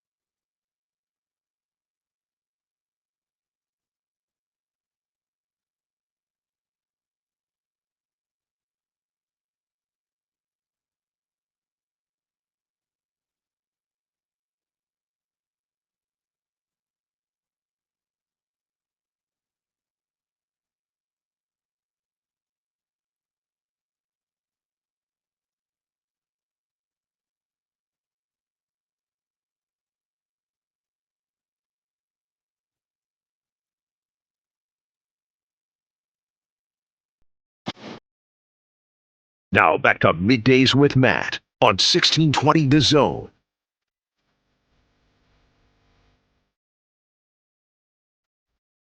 It is Matt here on the 1620 Zone Radio Network. Proud as always on Tuesdays at 11:20 to welcome in the Executive Director of the Vet Award Foundation, Mr. Michael Sevier. Michael, how are you? Good. How are you doing? Do you have any opinions on the College Sport Commission? Well, spending a lot of time covering courts. Obviously, I'm not a lawyer, but spending a lot of time covering courts. The one thing I know for a fact is every single word is digested, regurgitated before it ever gets back onto a sheet. And apparently they didn't do a very good job of wording what they were doing. So now after the CSC ruling comes by, you word it correctly, fitting into what they want, and then it's fine. The last thing anybody wants is for it to go to the state. Because the state's going to rule on behalf of Nebraska, no matter what, whether it's right or wrong. They're going to do that. So just reword it, and I'm sure that the student athletes will get their $7.5 million or whatever. It was interesting, all the cross reporting going on. Like Stuart Mandel, made it clear through his Athletic article. He was like, "Yeah, Seeley thinks that they're already reworking to get these deals done," and then you have Andy Staples reporting, "Hey, Nebraska officials don't seem to be very eager to get involved, right, with this." And then Dannon's statement saying, "Hey, we're going to work within the rules and everything like that." So it definitely does seem like all parties, like you said, don't want this to go to the state and figure it out. And I think Staples kind of showed his hand a little bit when he wrote in his article, it just seems like the CSC wants Nebraska to do more paperwork. They just write it better in a certain way. Yeah. And I think that kind of answers the question as well. I think a lot of people might ask, well, why did all the other schools, it seems like, who are able to do this through literally, Playfly or other multimedia rights skills, how have they been able to do it and Nebraska hasn't? Probably answers your question. And also not everybody is a part of the CSC. You have to actually have to vote your school in. And so there's a number of schools, including in the Big Ten, that didn't agree to be a part of it. So they have no rights or control over them. And so they do what they want. Yeah. Well, what's the downside of that, of not being a part of the CSC? Well, I think access to the rev share? No, I think no, because it's separate. I think what ends up happening is they're looking down the road saying that eventually they're going to have something that monitors all this, whether it comes from the federal government or where it comes. And so I think they're looking at it in the future, saying you're going to eventually be a part of this. And I don't think that they can go back later retroactively and take any money away from anybody. So I don't think it hurts you in any way not to be a part of it, unless you're like Nebraska. And one of my favorite lines we had years ago was Nebraska fans want to win. They also want to win doing it the Nebraska way. Good point. Above board, not being accused of anything, not having to go in front of the NCAA, all that stuff. And so I think part of what Nebraska does, and Dan, I think, feels this way as well, he wants to be above board as much as he can in case something happens down the road.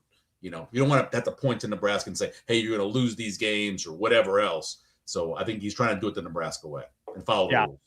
I think if you read, I think the knee-jerk reaction from people might have been, they're just going to do whatever they need to get done to get these deals done. But I think as you read more into these things, you're right. I mean, it's all the reporting kind of points to the signs of they are just going to go through this thing and they're just going to figure it out. And even Seeley, who runs this whole thing, is we want to pay these guys. You just have to do it within these confinements, which I think he knows that the CSC, with how it's structured, is kind of standing on some thin legs here, and they have to be very careful with how they process all these things, because one wrong step and all of a sudden this thing doesn't matter anymore. It doesn't really exist. And that's what Staples kind of details that in his article. So good talk on that. Real quick, because you're very good at cooking. I was watching I've been watching a lot of these chef videos, and basically they're all the difference between how chefs and how professional restaurants make food compared to how you make food at home is that we salt and we season every singular ingredient before we put them all together, which is why you get some more. Yeah. So that's okay. I don't do that. I am a dry brine guy. I believe in dry brining. I believe that's how you should get your salt. It gets the moisture up to it. It helps out with the meat in general. That's what I believe in. I don't like to salt a lot. First of all, I have always had high blood pressure. Even when I was a kid, I'm just a high blood pressure guy. I don't know why I am. And then I have an 89-year-old mom that stays with us a lot of times. Obviously, I don't want my kids to have too much salt. So I've never been a big salter of stuff. I don't mean to make fun of you. Can we put that on a shirt? I'm just a high blood pressure guy. I am. I always have been. I worked at a grocery store, most of my young years. And the one thing that every grocery store had was one of those automatic blood pressure machines. And so, like, heading to break, I would always do the thing. And my blood pressure was always high. And when I go now, and I'm on medication, but it doesn't matter what they put on it. It's just I just have high blood pressure. At the back left corner, the Jewel Osco, my dad would go to the blood pressure machine. Yeah. You put it in through that little sleeve, and it gets. Yeah. I would do it growing up to see what my heart rate was at.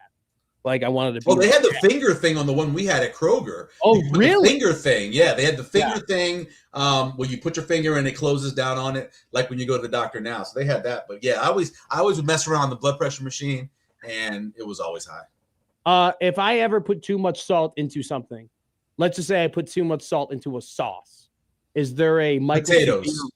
Okay. Chop some potatoes up, skin them, cut potatoes up, drop them in there, let them cook a little bit. They'll absorb a bunch of the salt, then take the potatoes out. All right, good to know. I will use that coming up next. Yeah. Are you one of those fans that delusionally think that your New Orleans Saints are going to be better than what people think? I think they're gonna, and I don't know what people think. I have no idea. I don't even know what their number is. Their power ranking on ESPN was 25. I will tell you, they're going to win 8 or 9 games. Whatever you think that means, they're going to win 8 or 9 games. Well, one they're playing against the AFC North. I know that, and I think there's some wins there you're going to get in the AFC North. I'm not really scared about going against a 55-year-old quarterback with the Steelers, and Cincinnati. No telling if your quarterback's going to be healthy when they play you. And another one's Cleveland. I'm terrified of the molester at quarterback. So I don't. That's what he is. And I don't. And they're going to make him the starter, so which is crazy. Well, he may tear another Achilles by then. You never know.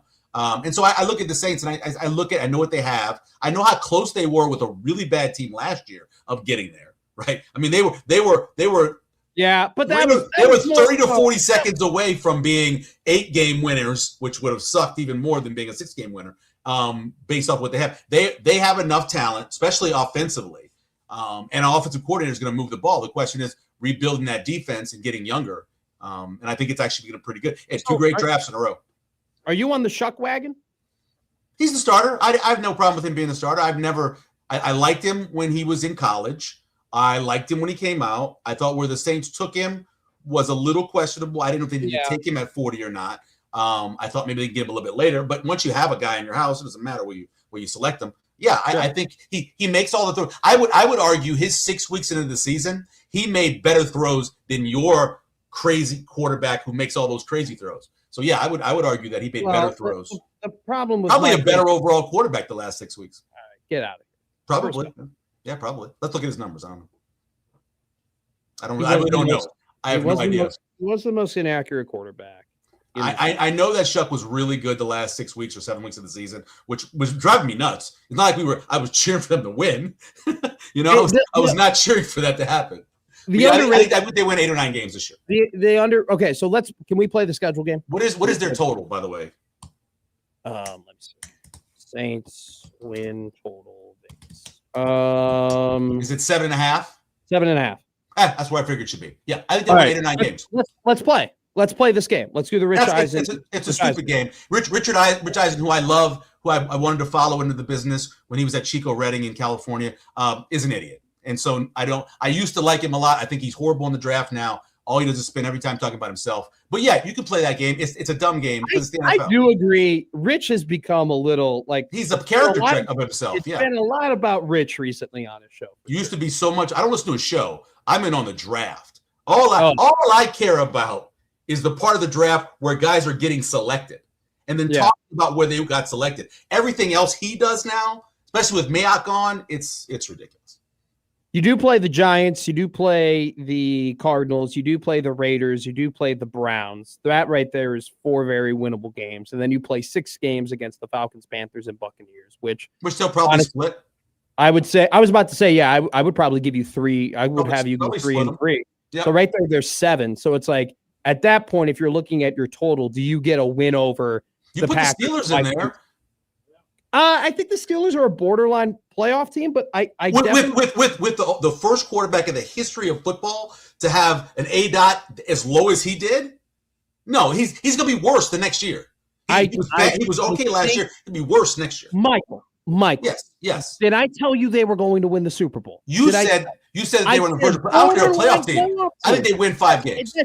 5 games. 5? No, I think they win 5 games. The reason why they still have an uberly talented defense. They not as talented as it was. You're taking away. That's fine, but they still have a very talented defense. They still very much have an offensive line that they've invested some money in. They still have, and that hasn't been good. They messed up. They went back and they drafted more offensive linemen because the ones they chose weren't good enough. They got a good run game. They got some good weapons. I don't disagree. They have a good run game. What are you talking about? Jalen Warren's a good running back.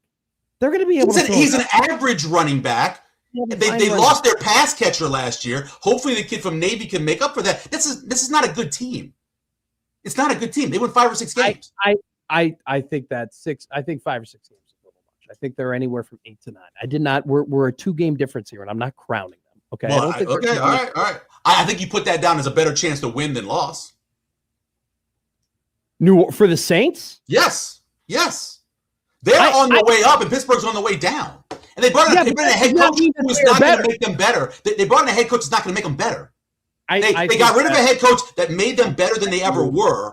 Then they brought in a coach who's not going to make them better. Overestimating Tyler Shucks. Who are the Saints throwing to? Chris Olave? Are you sure that Chris Olave is going to be able to even play for that game? Are you really? Are you sure that Jordan Tyson is even going to be able to make it through an entire season? Who are you handing the ball off to in your backfield? You know, Achane? No, Achane's not there. He's in Miami. You're tripping now, okay? So you're talking about ATN, you moron. ATN. We're talking about Achane. Who are you talking about? You went to the press conference and say, "My name is Travis Achane." That's how you say my name. His name is listen. He's from Louisiana. His name is ATN. Achane plays for Miami. A man went to the podium and says, "Travis Achane." That's my last name. He's ETN. He will always be ETN. And listen to me. They will have an offense. Let's make a bet. They have an offense that's in the top half of the NFL. How about that? Half of the NFL. Top half of the NFL. Their offense will be. You're talking about the Pittsburgh Steelers offensive line as if you I'm talking about actually the Saints offensive line is better than the Pittsburgh Steelers offensive line. Yeah, still not a good offensive line. It's a good offense. That's just it. It's a good offensive line. So let's just go with that. Let's go with what you're talking about. Where do you think they will be offensively? I'm not a homer. I'm not like you are. I'm not a homer. I have never in my life been a homer. If you're sitting with me watching a game and the Saints commit a penalty, I will say they committed a penalty. I am not a homer. I've never been a homer. I'm telling you, based off of what I know about the team and the schedule they're playing, based on the divisions they're playing, I don't they are going to win 8 or 9 games. Wait. I'm not necessarily disagreeing with you in the fact that maybe they could. Things can go their way and they can end up being better than what you expected. I still think you have a lot of things. Better than what they expected. They're already a 7.5. So better than expected is 1 win. Let me finish. 1 second. Right. Let me finish here. Defensive end. You're acknowledging that. I'm acknowledging that. I'm not. I think they did a really good job in the offseason bringing in defensive line play. I don't think that the gap between the Steelers and the Saints is almost non-existent. I think the Saints have a better offensive mind calling plays, and I know they have a better defensive coordinator. We'll see. You don't agree with that? You don't agree the defensive coordinator is better for the Saints than the Steelers? No, I don't disagree with that. But I will say that I think the Pittsburgh Steelers have a much more talented defense, and they still have some. Well, what's your win total? Let's get the bets in. What's your win total for the Steelers? I'm not betting on the Steelers. You're the one defending the Steelers and say they're a borderline playoff team. 5 games, yeah. You say they're a borderline playoff that's team. 8 to 10 wins. Well, not. Well, I mean, you in the AFC, you're going to have 10, maybe 11 wins to make the playoffs, right?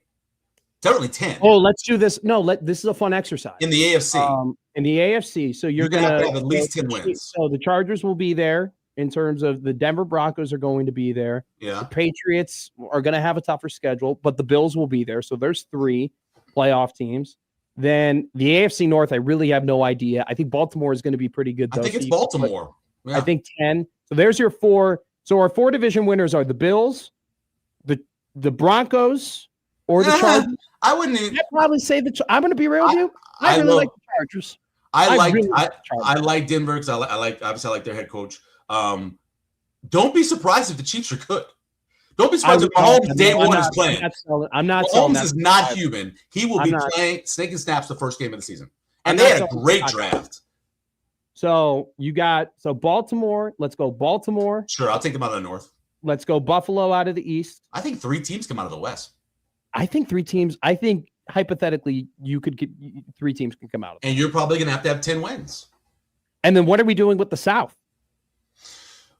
If I was going to pick a favorite in the South, I'd say probably Jacksonville, based off of they got their offense straightened out. You're probably right. You're probably right. You got to yeah. probably get to 11 wins for a wild card spot, right? That Jacksonville team got their offense straightened up, and if it stays like that, I like Liam Cohen, so I think Jacksonville could win that division.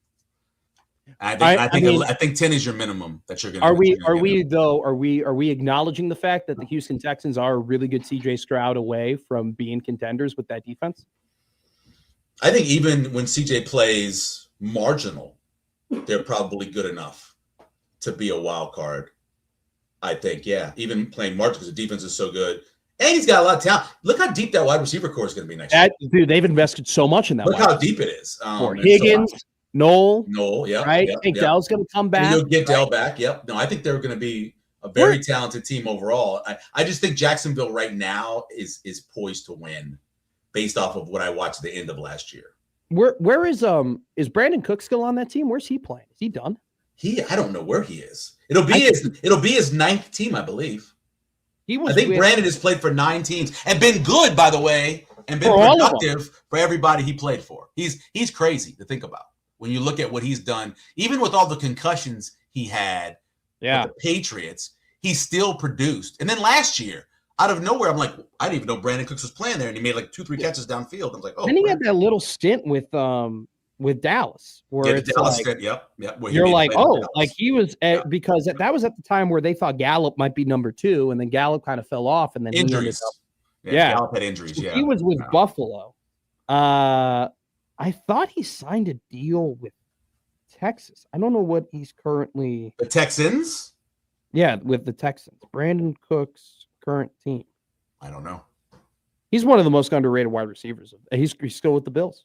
Look at his number. I mean, look at his numbers overall. So we've already done the playoffs for the AFC. So the NFC, he's in the NFC.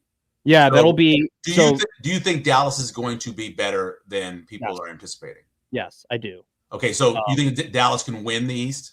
No. I think the Eagles are still very good. Okay. I worry about the Eagles a little bit because there's a lot. I could see them starting slowly and literally firing their head coach like week 4. Because the people there hate their team. It's amazing. I was just there. A lot of friends who are Eagles fans. They hate their team. It's incredible how much they hate their team. As good as they are, they hate their team. It's very weird. It's almost as if having, and I'm not, by the way, I'm not saying that Nick Sirianni is like the gift to coaching, that he's a top 5 coach or anything, but it is amazing the double-edged sword of having a great general manager, where it's like, you're very happy that you have that and you're very happy that you're getting talent, but at the same time, you can have one of the highest winning percentages in football history and you're still not doing a good enough job. Do you think Sirianni has cost them games? I don't know if he's cost them based off his decision. So this is interesting, Michael. I can make you the argument that he's cost them games, but you can make an argument that he's cost them games like off the field. Like you can make an argument that like his inability to keep the team together in certain parts of seasons. I think decisions he's made during games have cost them games. They are a very, and this is the same thing with Detroit. They're Detroit. They're very reliant on the coordinator hires. Right. And that's kind of the risk you run when you have a coach that isn't necessarily that super genius offensive or defensive mind. He's a CEO. Yes. But at the same time, you can make an argument that he's a CEO that hasn't done the best job keeping the team together. He doesn't do a really good job when it comes to decisions on when to kick field goals and when to go for them. Well, he gets uber aggressive. And I'm fine with being aggressive because that's usually how you get there is being aggressive. So let's just go this though. Rams, Eagles. I'll go. So you're locked. You're saying the Rams are locked up. Even if the Niners are healthy, you're saying the Rams. Yeah, it's Rams. Okay, I think the Niners have a really good. I think the Niners are going to be good. Yeah, but at the same time, this has always been the same thing with the Niners. That if they're healthy, if they're healthy, maybe they're just old and they're not healthy. Well, they won 10 games last year. Niners won 11, last they won year. 11 games. 11 games last I year. actually think that it was one of Kyle Shanahan's and Robert Saleh too did a great The coach. schedule- and We the have to schedule get was out of tough. here real quick. We have to get out of here real quick. Yeah. But let's go Rams, Yep. Lions, Eagles. I'll say I like what the Carolina Panthers have done in the offensive line, but I'll go ahead and say the Buccaneers. They're not gonna win. Okay. And then what there's probably 5 teams after that. So you didn't say the Bears. I don't think they'll win. You didn't say that. Well, no, I don't think get in the playoff. We're at the playoffs right now, right? They'll make the playoffs. They'll be the Just sixth. make it because we're going to go Dallas and Philadelphia out of the East. Yeah. Well, then are we forgetting? Well, then where do the Seahawks? So Seahawks, and then what? The Niners going to make the playoffs? Or 3 teams come out of the West again. I think 3 teams come out of the West. I think 2 teams come out of the North. I think 1 team comes out of the East. The South. Come out of the South. Yeah. The South. Yeah, so I don't know why we even have the season. Why even have the season? Director of the Jet Award. Quick odd news coming up here. You're the best. I appreciate you, man. I love odd news. Bye. Bye. See ya. Middays Matt here on 1620.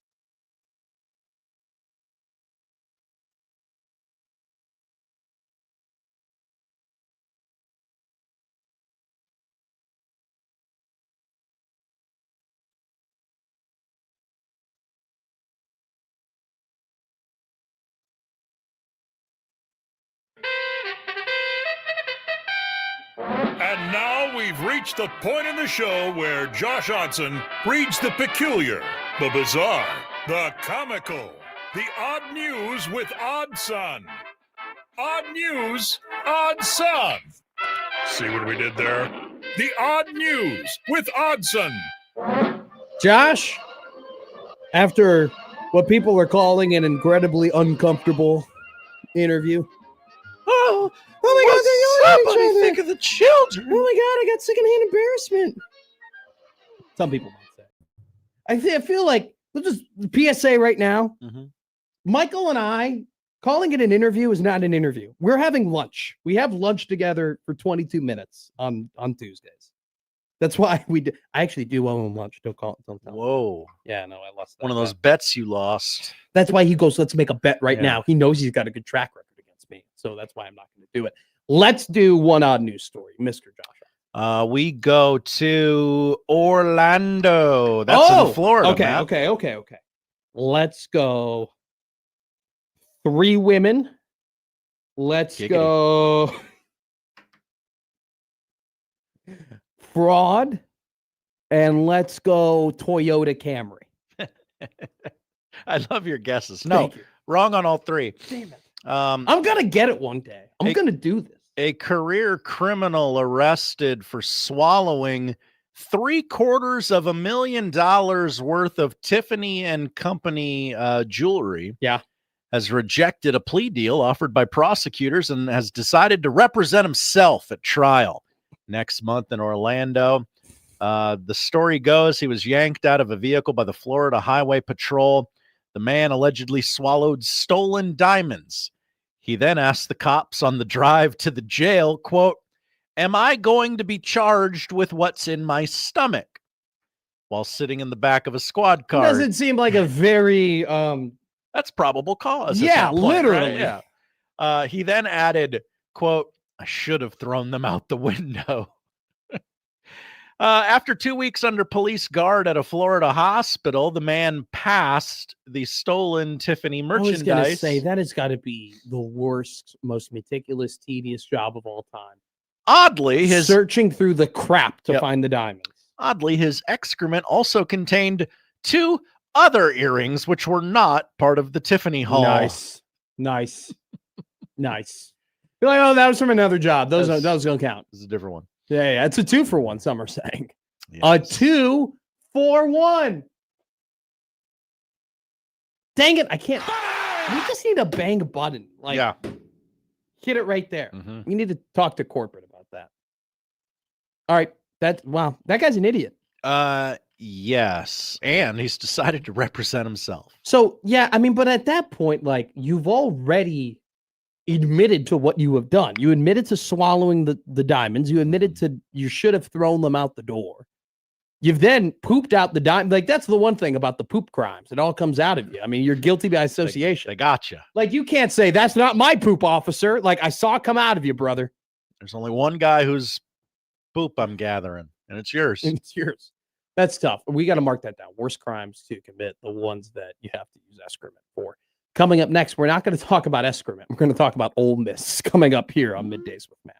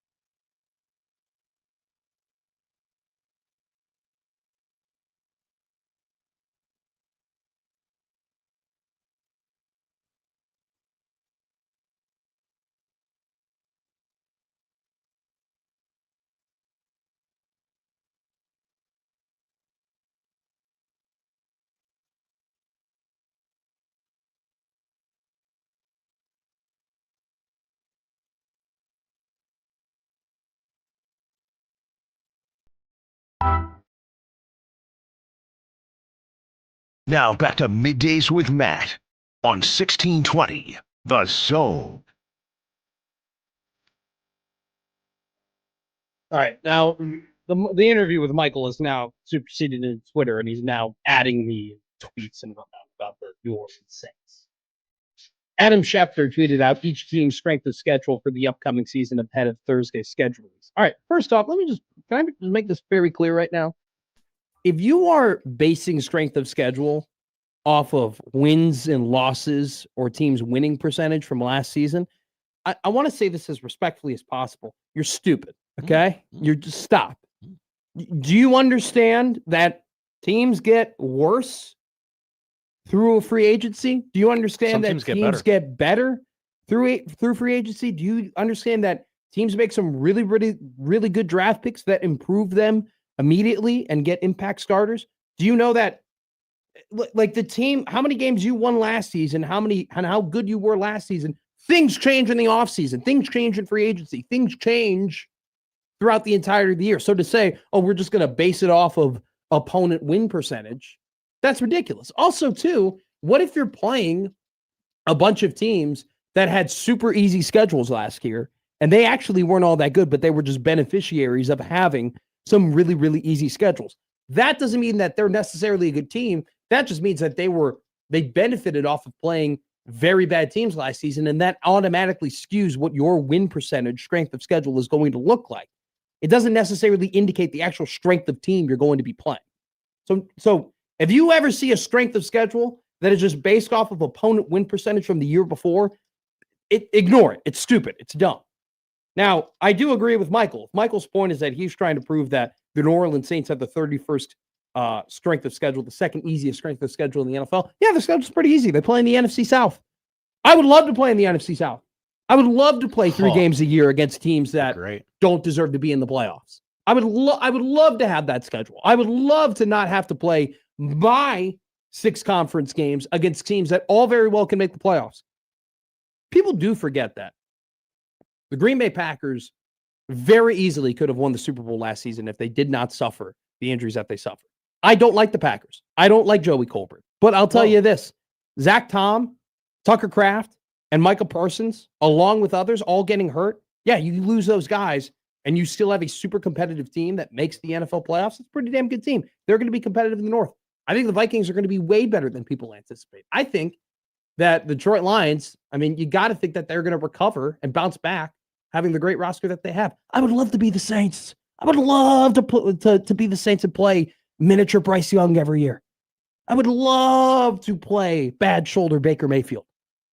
I would be thrilled to play the Atlanta Falcons. And who's their quarterback this year? Who's playing quarterback? Flacco? What are we doing here? What are we even talking about? And now I go to the text line. I was like, oh, I got a text. I was really excited. And it's just John complaining about Matt Rule. We are not complaining about Matt Rule today. That's not something that we're doing. We would never. We just predict what people will complain about Matt Rule. That's all we do. We just make guesses as to why people are going to be mad at him this week. We don't actually say why we might be mad at him. It does kind of, look, they're going about it the way that they're going about it.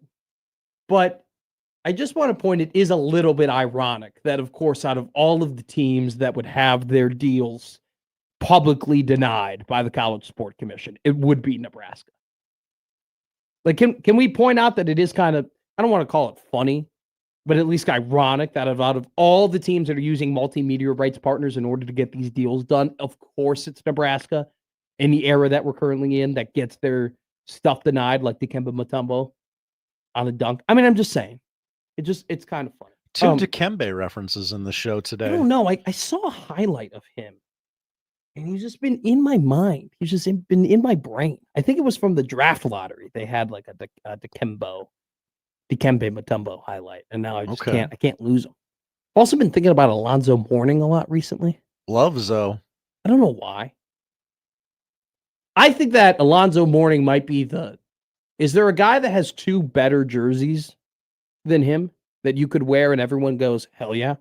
Heat and Hornets, yeah. You can wear an Alonzo Mourning Heat jersey and an Alonzo Mourning Charlotte jersey, and you will get the same hell yeah reaction. Yeah. I don't know how many players who really possess that power. Maybe Shaq, but it only would be with the Magic and the Lakers. Yeah, it's still the minority of all the teams he played for. Now, if you were to wear Shaquille O'Neal Phoenix Suns jersey, whoa, I would say hell yeah, brother. I'd be like, that's pretty hot. That's pretty cool. I did see a kid one time with a Tony Parker Charlotte Hornets jersey. Oh. That was kind of wild. I didn't really know how to react to that. That has become our modern day Ewing on the Magic, by the way. I think back in the day when you were to be like, hey, I'm Wash, you would post Ewing on the Magic. Now I think the new picture is Tony Parker on the Hornets. Okay. Wow. I'm so glad Manu never went to another team. I was always a fan of posting Hakeem Olajuwon on the Raptors. Oh, that's a good one. How about Gary Payton on the Lakers? Yeah. That's always a classic. Shaq on the Celtics has become one as well. Shaq on the Cavs? Well, I think Shaq on the Cavs was somewhat... People do forget that LeBron and Shaq were teammates. They were. I think Shaq forgets that. He was like, I'm going to go help this kid. Doesn't he? Does he ever talk about his time with LeBron on his team? I've never heard either of them speak about it. That is kind of telling, don't you think? No, I haven't. You haven't talked to them personally? I haven't sought it out. Yeah, Shaq and I, we're due a lunch. I owe him a lunch bet. Oh, what bet did you lose? Hey, if the icy hot helps my back, I owe you lunch. I bet the general would not insure my car, and he said, "No, trust me, they will." That's another impression that I don't want to do. Nope. That'd be slightly Don't offensive. do it. More. What are great memes for being like, I'm an unk. I'm washed. It would really just have, I mean, honestly, that picture of Charles and Scotty both on the Rockets is a good one too. Where they're both there together on the Rockets. That's a pretty good one. Vince Carter. Or no, you know what? AI on the Nuggets. AI on the Grizzlies. AI on the Pistons. Yeah, AI on the Grizzlies is a really good one. Vince Carter on the Hawks would have to be up there. They're better. Well, are we counting Robert Parrish on the Bulls? That's like the OG one. Whoa. Robert Parrish on the Bulls was like the original. Oh my God. People do forget he was on those championship teams. Biggs goes, Alonzo Mourning Georgetown jersey was an elite DH gate buy in college. What? Georgetown's got some pretty good. Ewing Georgetown jerseys. AI Georgetown jersey. I think UConn is an underrated one. UConn's got some underrated jerseys that you can buy. Yeah. Kemba for sure. I mean, a Kemba Walker jersey at like a beer pong tournament is always a must. Ray Allen, obviously. Mecca Udoka. You don't see that one a whole lot. I feel like I'm missing some pretty big ones when it comes to, well, come on. Kevin Garnett, the second time he was a Minnesota Timberwolf. They got a big game tonight. Still shocked. Still absolutely shocked that Victor Wembanyama didn't get any sort of punishment. I watched that clip over and over again of him elbowing Nas Reed. I'm here to tell you, it does not get any better. Like it looks actually worse every time I look at it. In other news too about violent things happening during playoff games. Did you see Nathan McKinnon took a puck right off the face? Had to go to the bench, and then he came back and he scored the empty netter. It must have been like the Sports Center intro or something. I don't know how I got my eyes on that, but yeah, there was a bloody player. Avalanche are up 3-1. Careening to the sideline. They're the class of the NHL. I think it's going to be Carolina, Colorado in the finals. Big game tonight though against the Ducks and the Vegas Golden Knights. And if the Ducks end up winning, we get a step closer for me having to talk about that guy. If they make the conference finals, I have to talk about it, right? That's the line. Yeah. Okay. Because it's like you can't deny it at that point. That's the point. At that point, it's like he did this with this team. Jeez. I'll tell you this right now. These drafts for the NHL and the NBA are going to get very, very interesting in terms of what the potential movement at the top of the draft is going to look like. Just because you got two very intriguing prospects in the NHL and teams that are there that are actually actively trying to move out and make their teams better. It seems like the Blackhawks are going to trade that 4th overall pick to get Connor Bedard some help right away. And then I'm seeing all sorts of rumors when it comes to what the NBA draft might look like in terms of who's going to get picked and who might trade out of that. So that'll be very interesting and a good. I mean, the NHL and the NBA, it's always good when they have a good offseason, that we can get a lot of things talking about. One of the things that we are going to talk incessantly about when it comes to the NBA is whether or not a 40-year-old LeBron James is going to end up retiring or returning or going to the Lakers or going to the Cavs or going to the Knicks. An underrated storyline that I think people really forget about the whole LeBron James saga is that he very nearly went to New York. So it was the Knicks or it was the Lakers. And the rumor was that Savannah wanted to live in LA, that she did not want to raise a family in New York. You start in the production company, you're building it up. That's where you go. I will give you 3. First off, LeBron is not retiring. Do not, the people who still watch ESPN and Fox and all these different places, do not let those places waste your time in terms of this storyline and is LeBron going to retire. I'm telling you right now, I'm not Brian Windhorst. I don't have, ravens around LeBron and know whether or not what he's going to do. Knowing this man like I know this man, and I've known this man my entire life, just watching his career in front of my eyes, there is no way on God's green earth he retires. You can clip that. He is not going to retire. This man is going to have a retirement tour. He is going to have the last time LeBron is here. The last time LeBron's in Milwaukee. The last time LeBron is in Memphis. The two places that he doesn't even want to be. Okay? The last time he's, LeBron going to the United Center the last time. The last time LeBron is in the Garden. Oh my God. We are going to have that tour. We are going to put that man in a rocking chair. Okay? For his last game of the regular season. It's just whether or not who is he going to play for. Leader of the clubhouse has to be the Cleveland Cavaliers. I think in second place, it would have to be the New York Knicks. And then I do think the Chicago Bulls, with the amount of cap space that they have, I will say this about LeBron, for all the jokes you want to make about him or everything like that. The man is still an asset.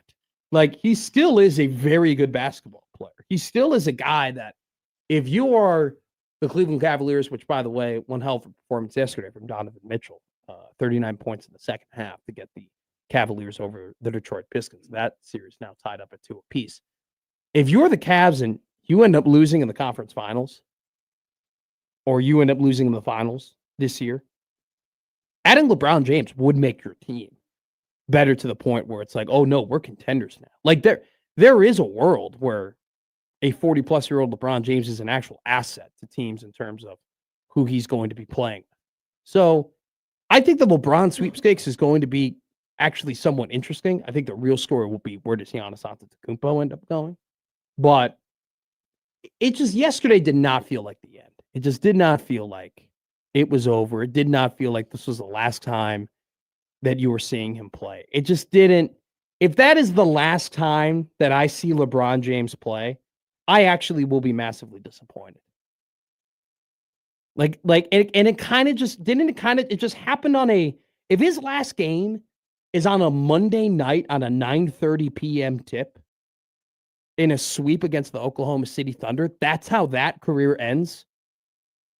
Where it's like, I don't even know how many people were even watching that game. Like, if that how that all comes to a close, that'll be one of the more disappointing ends to such a historic career that I've seen. I don't know how to explain it. I mean, like, it'd be the ultimate out with a whimper. I mean, for arguably the greatest player of all time in his sport. Have we seen? I mean, that guy does. He needs a ticker tape parade. Like, he needs an actual. Hey, this is it. We love you. We appreciate you. Sayonara. See you later. Thank you for everything you've done. Instead of a 9:30 p.m. tip on. That game was on Amazon, by the way. The game was on a paywall, which, by the way, I thought the Amazon, and this is just me being uneducated, I guess, but I thought the Amazon was just for round one. I thought so too, but clearly. I thought the Amazon, like them having these playoff games on Amazon, we're like, guys, we have such a big inventory. We have to put the games somewhere. We can't have all of these games on national television. We only have so many slots for NBC and ABC. We have to throw it to. We're having the second round of the playoffs on Amazon. Wouldn't that be insane if LeBron James's last game was on a Monday at 9:30 behind a paywall in a game 4 in which his team was not good enough to beat the Oklahoma City Thunder? I told it to you after I watched those first 2 games between the Thunder and the Lakers, and my takeaway was there's just really no solving the riddle here. Oklahoma City is just better. They are just a better basketball team. There's no way of skating around it. And the Lakers could not have played a better game in terms of some of the offensive performances that they had. Roy Hachimura was incredible. Jackson Hayes played like the entire fourth quarter. DeAndre Ayton, what a frustrating. I'm not even a fan of the Lakers. What a frustrating player to watch. Nathan in the chat goes, he's going to have his farewell season at Cleveland. Does he bring Bronny with him? It makes the most sense for him to go to Cleveland and do a year where he takes a bow. I mean, that team is close enough to where their fans and LeBron could say, yeah, we're a LeBron James away. They are. They legitimately are. Yeah, they right? are like they are good enough to go to the Eastern Conference Finals. They are good enough to go to the finals, just outright and be able to beat the New York Knicks. Like, are they LeBron James away from beating another year of Victor Wembanyama San Antonio Spurs? Are they LeBron James away from beating the Oklahoma City Thunder in their current form? They'd have a puncher's chance. They'd have to have an incredible series. But I think at this point, the Thunder and Spurs are just heads above heels. Yeah. I mean, at the same time, we could be talking about Anthony Edwards and the Minnesota Timberwolves taking a 3-2 lead tonight. In a game that I'm shocked that has Victor Wembanyama. Call me an old man. I don't know how you do that. You don't get suspended one game. And then Mitch Johnson, literally, his coach goes, yeah, you got to defend yourself. Yeah, Sorry. that was a weird part of that whole thing, wasn't it? Elbowing a guy, advocating for your player elbowing a guy straight up in the throat is, even hockey fans are like, oh, even that's a little much for me. Even that seems a little distasteful. I don't know. So that's your NBA segment. There you go. We talked about the NBA. Oh, there's Kirk Herbstreit and his dog. What a shocker. Not what we teased at all, but good convo. Thank you. No, didn't tease it in the slightest. I do have an analogy coming up for Lane Kiffin and for Ole Miss and for LSU. I do. I can't wait to hear it. I'm gonna try and pull off my best Colin Cowherd impression when it comes to comparing what Lane Kiffin is currently doing to Ole Miss. Because it's tough to watch. I feel bad for Ole Miss. I didn't think I would be saying that. After the whole Trinidad Chambliss thing and how just disgusted I was that they got a retroactive red shirt because the guy had tonsillitis or whatever the hell it was, I did not think that I would be defending the honor of the Ole Miss Rebels. But it's getting a little ridiculous what we're doing when it comes to talking about in Oxford, Mississippi. And it's not just Lane Kiffin. There was another shot that was taken by an SEC coach. We'll talk about that after we talk to Tim Verghese of Inside Nebraska and Rivals. He's got a pretty big update when it comes to a top 100 prospect that Nebraska seems to be zeroing in on when it comes to the 2027 recruiting class. We'll talk to Timmy V all about it coming up next here on Middays with Matt.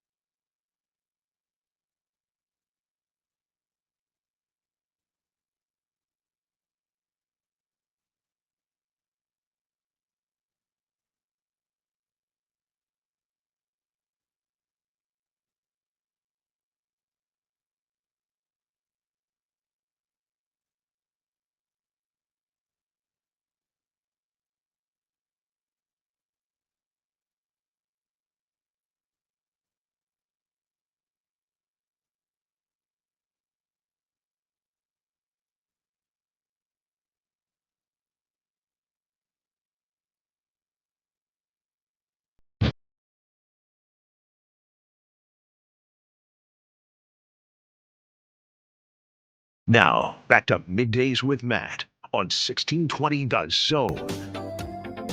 Hey, we do have some breaking news here that we're going to get to after we talk to Tim Verghese of Inside Nebraska and Rivals. Nebraska men's basketball 2026-2027 opponents have been revealed officially. Big Ten men's basketball just did a massive social media dump on Twitter. So all of the teams across the Big Ten have had their opponents revealed today. So we'll talk about that after we talk to Tim Verghese of Inside Nebraska. Timmy V, how are you, brother? How we doing? Doing good, man. Doing good. It's everybody loves arbitration, right? Isn't that everybody's favorite subject? They all tune into the radio to hear about arbitration and litigation and money. Mm-hmm. Billable hours, things of that nature. Oh yeah, everybody loves learning about what the clerk notes were, right? They always want to hear the court notes. Your takeaway, because you're really tuned in on this stuff, and I think, to your credit, you have a very good knowledge of how this case might better affect everybody else around the country, right? And what will be maybe the trickle down effect for other teams who are using multimedia right partners in order to pay their players. What is in kind of taking your perspective and your view, the impact of this CSC decision on everybody else who isn't Nebraska? Yeah, I mean, if we are to take precedent from this, you would expect, I mean, pretty much every Power 4 program has one of these type of deals, whether it's with Learfield, whether it's with Place, like they all have one of these deals, and a lot of these programs are using that as well for NIL. And so what the litigation and something that's really interesting as we get more details of it that popped up is the CSC is not touching player value. They're not necessarily touching that, really. They're not even trying to say, okay, well, this is what we believe these players are worth. They're not trying to touch that. But what they're trying to touch and where this is at is, again, schools are allowed to pay from that fixed amount. For this year, it's 21.3. Mm-hmm. Whatever money they make in addition to that has to be approved by the CSC. And this essentially is the CSC is determining whether this is real NIL or pay for play. And so what they've put out now is that these deals, at least when they're worded a certain way, whatever that looks like, it has to be changed. So for Nebraska and Andy Staples over at On3 had a pretty good piece this morning breaking down where things currently stand and what maybe happens next. And he noted, I mean, look, the shortest version of this story is Nebraska's planning to resubmit these deals through the CSC with the hope that the players get paid. The shortest version is these deals get resubmitted. Nebraska, through this arbitration process, has figured out the steps they need to take to make sure this goes through. The CSC, from what it sounds like too, they want the players to get paid. They're not standing between the players getting paid. They want the players to get paid. And Brian Seeley, the CEO of the College Sports Commission, even said Nebraska didn't do anything wrong. They put in deals that they, at least I think, in good faith, believe complied with the rules. We decided they did. The arbitrator made a decision that we were correct in our determination. But now there's an understanding on both sides of what the rules are, how to comply within them. So Nebraska's going to resubmit, and we'll see what happens from there. Because there's, again, the short story, the short version of this is Nebraska resubmits, everyone gets paid, everyone's happy, and we have, some sort of this sets a precedent for oversight at other programs as well, where they either have to restructure, they'll have to renegotiate. Where this could get tricky is, of course, if the state attorney general does decide to get involved, if this thing, kind of spirals into something else, that's where, this could create, kind of a bigger picture question of the enforcement ability of the CSC. And, also I think, ultimately what this is and where people are at coming out of this is why is the eye on this being turned towards Nebraska? Well, it's Nebraska is the first one that has gone to arbitration, but there are a number of programs that are considering arbitration. There are a number of programs that now that the CSC is done with this, they're going to move on to. I know LSU's up there. There's a couple of the programs that they're going to get to. So this isn't the last of this. We're going to see more of this moving forward. Well, so to your point, let's go through and back up some of the things that you said here, because that Andy Staples article, we talked a lot about it here on the show. And what I found, here's a couple interesting takeaways, some adding to your points, some supporting your points here. When talking about the CSC, right, Staples writes, the underlying issue is the settlement, which he's talking about the House settlement, right, that puts in power the $21.3 million to spread out, plus the CSC in power. He goes, the settlement is not legal precedent, and what the CSC is doing probably violates the Sherman Antitrust Act and every state antitrust law. It isn't legal in this country for competitors to collude to price fix a labor market. That's precisely what the schools are doing by joining forces to create a revenue share cap. Absent an antitrust exemption granted by Congress or a collective bargaining agreement that contains a cap, the schools probably can't legally set a limit on what players can be paid. So it's one of those things where it's like the CSC in itself is kind of standing on wobbly legs, and they are very, very, very nervous that attorney generals and state legislatures who can sue them because they haven't opted into the settlement are going to basically blow up the entity that they've created.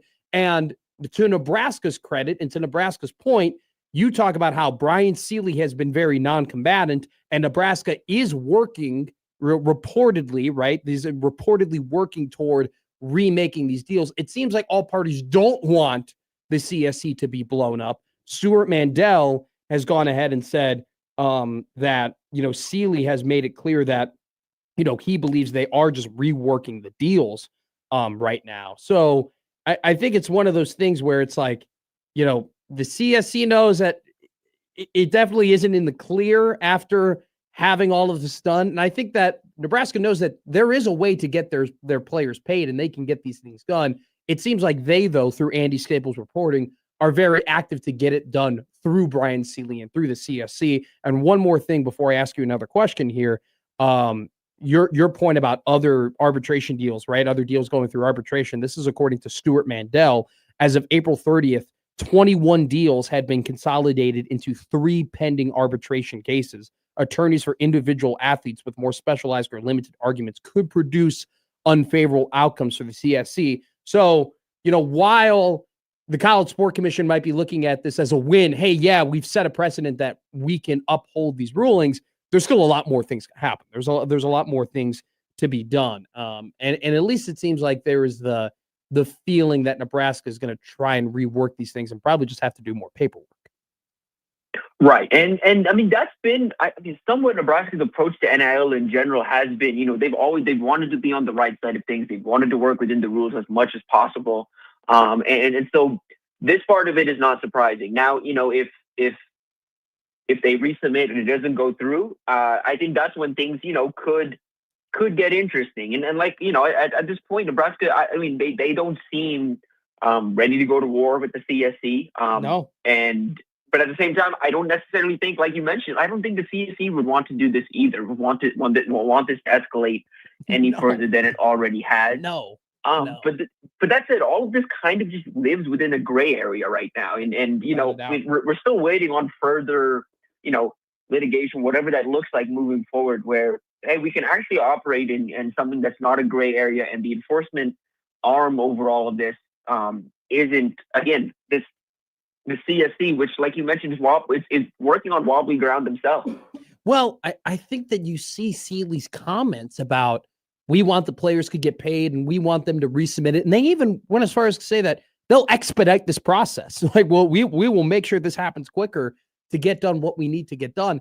It just it screams, I don't want to say it screams fear, but I mean, it's incredibly non-combative in terms of how they want to approach this. Now, very interesting thing that you said, and a very interesting thing I talked about with Michael Severe, is it just seems like that Nebraska, as an athletic department, they don't want to step on toes and they don't want to blow things up. And to your kind of quote, they want to do things the right way, right? Under the parameters. What would your response be to someone who says, why? Why not just blow right through them? Why not just blow this thing up? Why not just go ahead and do what you need to do in order to get these players? Why do you have to follow the rules? Other teams aren't following the rules. Why does Nebraska have to follow the rules? It's a tough question, and maybe it's a tough spot to put you in. So I apologize, but you're smart. I want to hear what would your counter, or maybe what would your response to people who would articulate that thought would be. I mean, I can absolutely understand the why when you do look across the country and you see what other teams are doing. But at the end of the day, I mean, I think this is a program from the athletic department down that has wanted to do at most things the right. I mean, again, they've fallen short in certain areas. They certainly have, but they've wanted to do things, quote unquote, that's the right way as much as possible. And within this, I mean, look, you don't want to attract any unnecessary attention. And like we still don't, like I would say this to someone out there that is we still don't have firm legislation in a place for like, hey, like in retrospect down the line, you could see reverse enforcement. And again, at the end of the day, so does that matter? Tim, let me ask you this, because you and I both know that at some point we're all going to get our ducks in a row, right? I don't know how many years it's going to take, but at some point we will get our ducks in a row. And this will look like, an actual league. Do you think there's potential fear of we don't want decisions that we make now to come around and bite us in the ass, whether it be through actual punishment or unfavorable treatment? Right. Exactly. And I think that's where Nebraska's operating from. I think that's where a few programs, I mean, Nebraska's not the only program that's like operating within the parameters as much as possible. There are plenty of programs that are doing it too. And, I would say, I think there's some programs out there. Like I would say, look, Georgia at times, gets out of line, and they certainly have other issues within that program. But on the NIL side of things, like, they're one that for the most part too is try to work within the parameters as much as possible. I think you're starting to see a little more of that across programs, but you still have the programs that are egregious. And a lot of times those programs also have, like Texas Tech, for example, they have someone who has a seat Cody Campbell has a seat at the table on some of these long-term decisions. And Cody Campbell also has he's shown himself. He's willing to kind of put up the fight and do whatever's necessary on the legal side of things to work some of this through. I think that some of it as well is Nebraska doesn't have that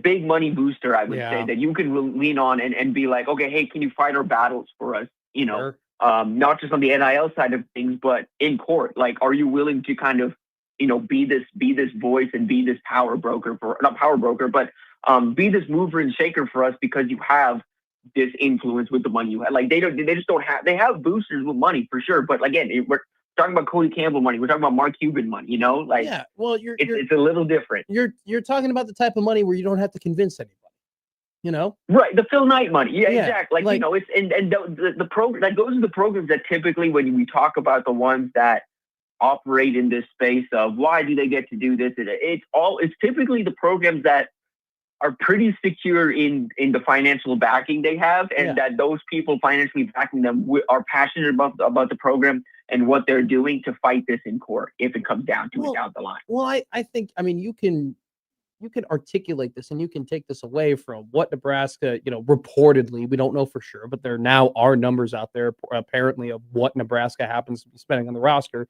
And you can take it away from how Matt Rule and how Troy Dannon communicate about getting the money they need to build the roster. Nebraska, along with a lot of other schools, have to convince people to give them money, right?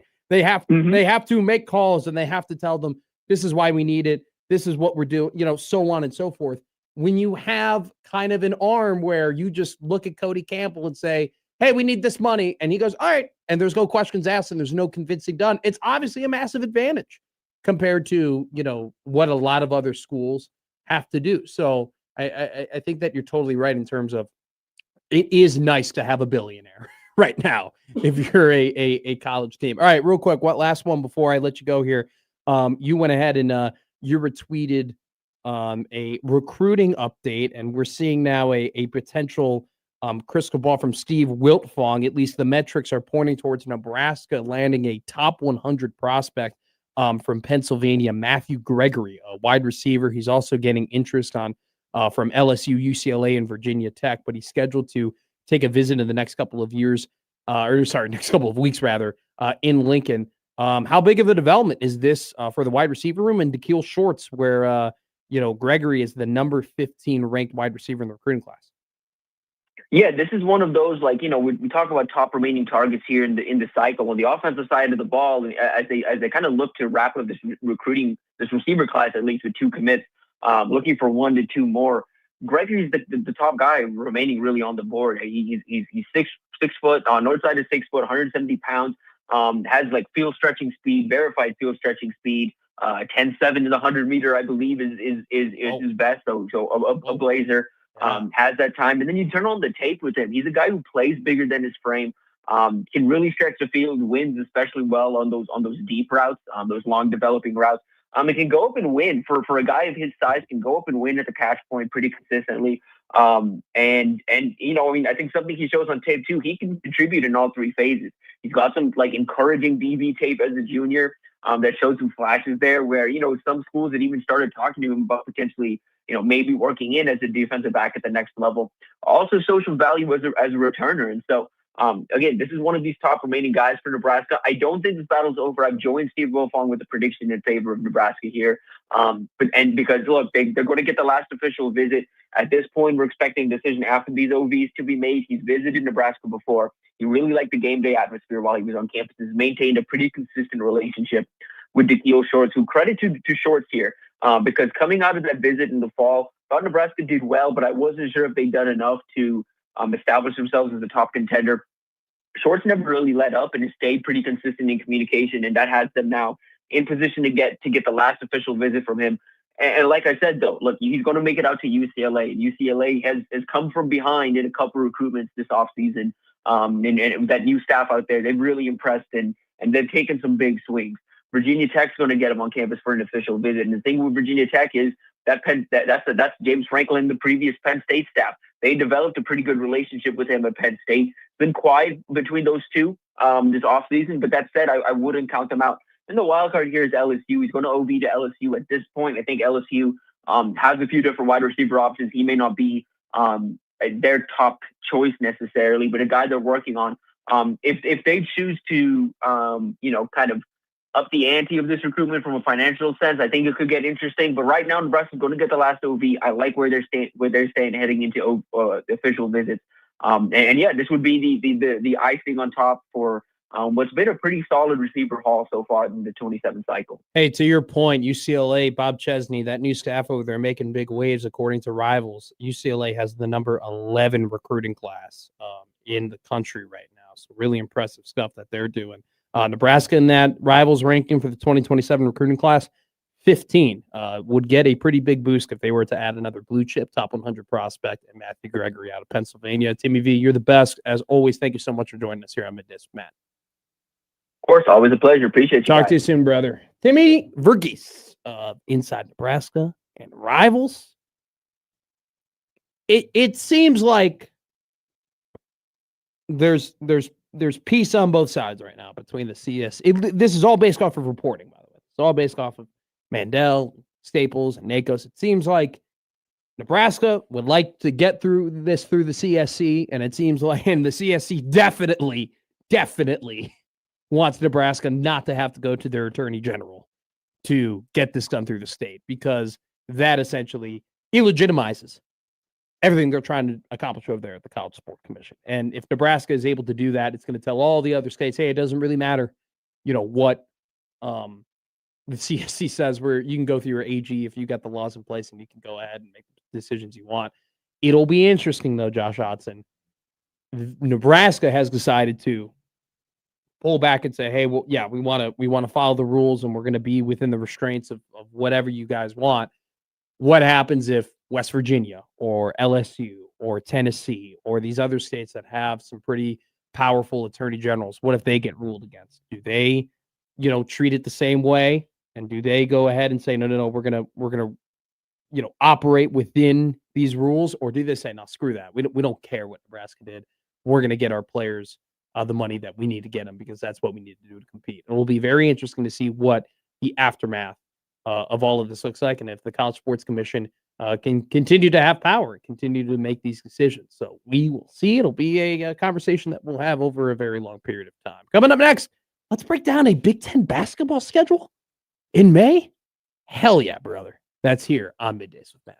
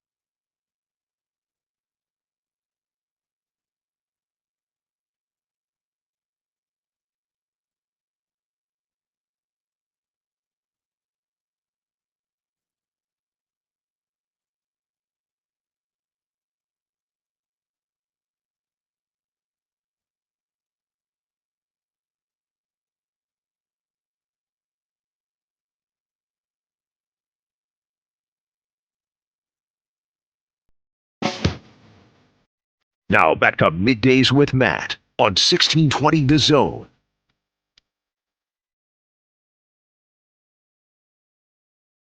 Hey, do not forget to email us on the Equitable Bank Zone inbox. Equitable Bank, they take banking first. They always pick up on the first ring. And we always are taking your phone calls and texts from the Prairie Flower Casino Zone hotline. Prairie Flower Casino.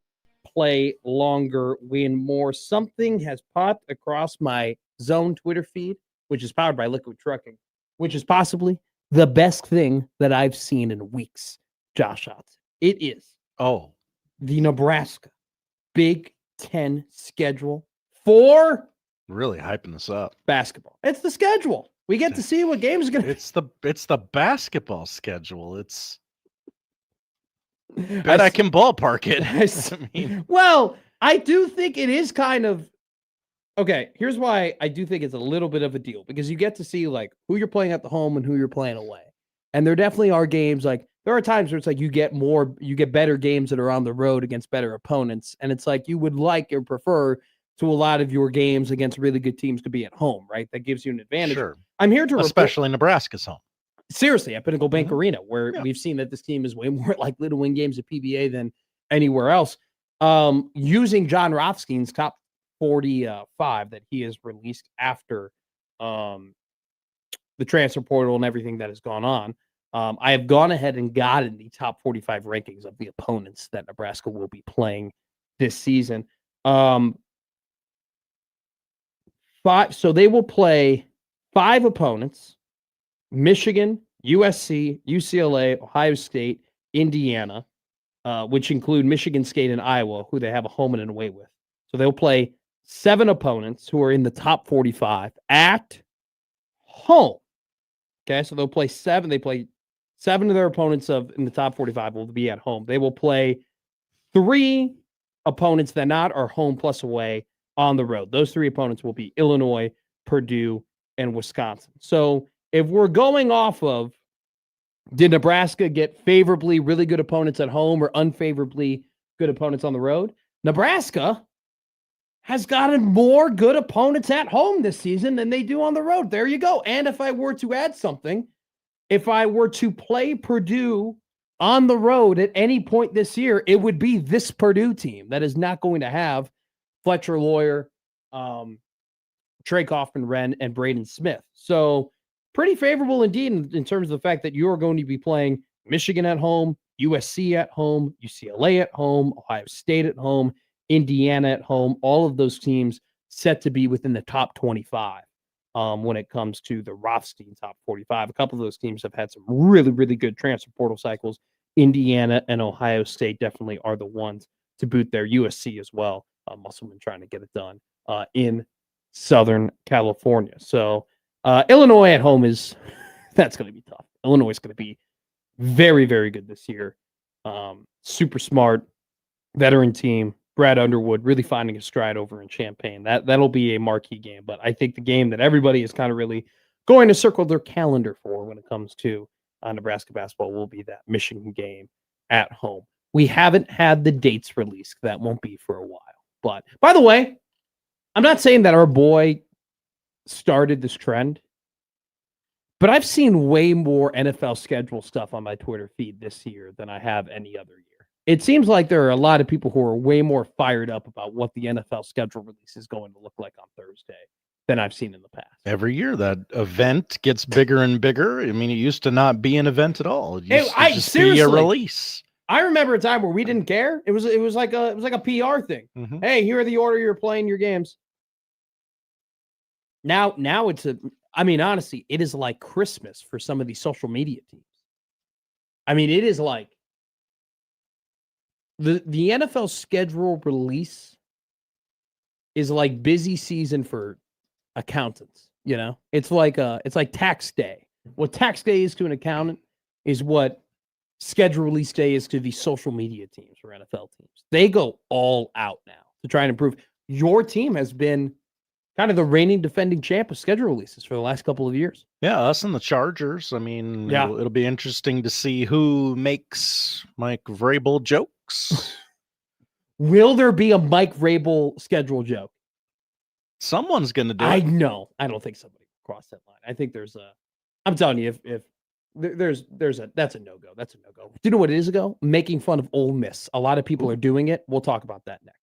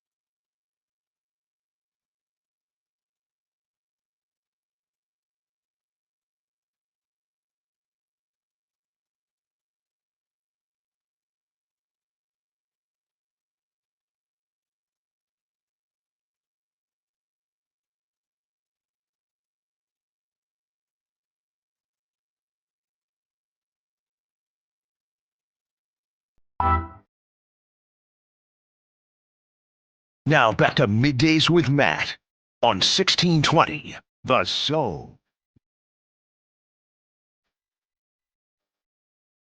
And don't forget about the Bananas and Bagers sweepstakes. What's your walk-up song? Let us know, and you can win a 4-pack of sweet tickets to see the Savannah Bananas play at Memorial Stadium on June 13th. $200 and a free duck cleaning from McCarthy's 1-hour heating and air. You can go ahead and enter online at 1620zone.com. All this powered by our friends at McCarthy's 1-hour heating and air. And we have a very special event going on this week that involves the zone. You can enter online at 1620zone.com for the Peak Playoffs giveaway. NBA and NHL playoff season is happening, and while this contest is live, it's peak playoff season. You can watch all the big games in style with a $250 Twin Peaks gift card. Also, Unsportsmanlike Conduct will be live at Twin Peaks from Friday, May 15th from 2 p.m. to 6 p.m. Twin Peaks located at 179th and Dodge. Let's go to the Liquid Trucking Zone Twitter feed. There were a couple of links and stuff like that in terms to a lot of big stories that have been happening surrounding everybody's favorite college, Ole Miss. Oh, okay. Everybody loves Ole Miss, right? It's like Raymond. No, I don't. I don't think that's the case. If Ole Miss was a sitcom character, whoa, who would Ole Miss be? Okay, we can figure this out. It might take a few incorrect guesses, but we can do this. If Ole Miss was a sitcom character, what sitcom character would they be? Okay, it had to be a sitcom character. It had to be. Well, it would have to be that one adjective, a little bit. Archie Bunker. I don't even know who that is. Newman's a good one. Kind of always okay. The butt of the joke. How about a cartoon one? Okay. This is a bad one. We'll allow it. I might get in trouble. Oh. Think Quagmire? No, that she sued Pat. Yeah, that's yeah. So I don't want to say that. There probably are a couple other Quagmires. That was funny, Matt. That was funny. How about Joe? How about Joe from Family Guy? I mean, a little bit. To be fair, they've been roughed up a little bit over the last couple of days. They have. On three got him. On everybody. Vanity Fair got him. Vanity Fair. Can I be real with you? I totally forgot Vanity Fair existed. If Scott Frost made fun of Nebraska in Vanity Fair, oh my God, we would storm the shores of Orlando. There are 3 publications that once a year I'm reminded that they exist / of their importance. Number 1, Vanity Fair. Number 2 would have to be Forbes. All right. Mm-hmm. They put out a list a few times a year, and you're like, Forbes. Yeah, big name. And then the third one would have to be Vogue.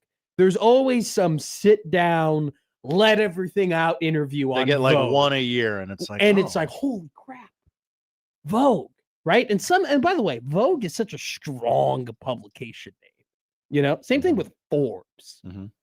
Vanity Fair, I don't know, that's a little. But anyway, Lane Kiffin had a 4-hour interview with Vanity Fair, which, by the way, if there was any college football head coach who would have a 4-hour Vanity Fair interview, it would be Lane Kiffin. But I don't mean to out you. Go ahead. Did you read the article? I did not pay for Vanity Fair. I read the article. You read the article? Yes, I read it during the show yesterday. You talked to Lane Kiffin for 4 hours, and you only got like, I don't know, 3 or 4 quotes from Lane Kiffin in this? This was the official quote. This is from Wilson Alexander from On3. He wrote, Lane Kiffin is chasing greatness after leaving Ole Miss for LSU. And then in there is an apology from his comments. So first off, let's just get to what the comments were. This is from the AP, all right, about the Vanity Fair article. Football coach Lane Kiffin says some top recruits would tell him they were not interested in coming to Ole Miss while he was running the program there before his move to LSU. Kiffin discussed the concerns in a recent article in Vanity Fair. Kiffin is quoted in saying, they would say, hey, coach, we really like you. But my grandparents aren't letting me move to Oxford, Mississippi, Kiffin said, according to the magazine. That doesn't come up when you say Baton Rouge, Louisiana. Parents were sitting here this weekend saying this campus's diversity feels so great. It feels like there's no segregation. And we want that for our kid because that's the real world. That's Kiffin's quote in the Vanity Fair article.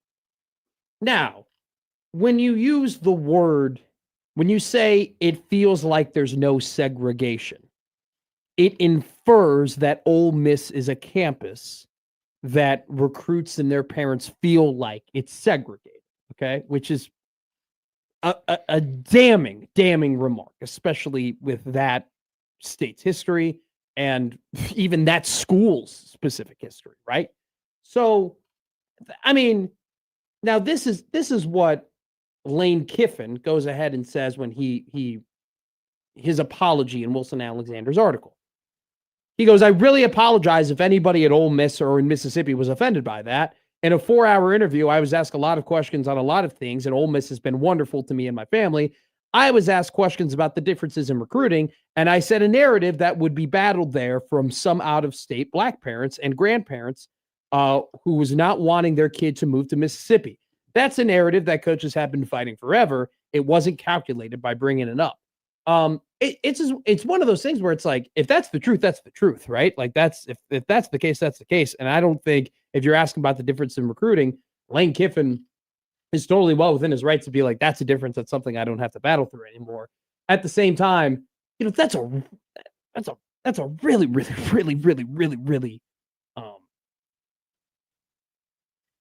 tough look from Ole Miss. And it's like, you know, it's just one of those things where this whole, like, nothing has gone right for them and nothing has come out any like glowingly at all about them after he's left LSU. And then you have Steve Sarkisian's article today where Sark, who is facing a lot of pressure this year, by the way, in my opinion, in terms of how much money they've invested within that roster, and you know what their expectations are heading into this year. There are people who expect Texas to be, you know, the number 1 or number 2 team in the preseason. He goes ahead and says he's talking about you know, like recruiting, and takes a pot shot at Ole Miss. He goes, at Texas, we only take 50% of a player's academic credit hours. You may have a semester you might be a semester away from graduating, but you're going all the way back to 50% if you play here and want a degree. But at Ole Miss, they could take you. All you have to do is take basket weaving and you could get an Ole Miss degree. I mean, you couple this in out of nowhere with Dabo, who literally went on a press conference and was like, this is what happened and this is how they took one of my players. And then even Sark has been like, so Sark went ahead and he was wondering what's going to happen with that. What's going to happen with Pete Golding offering this Clemson linebacker $1 million while he's on Clemson's campus for him to go and play with him.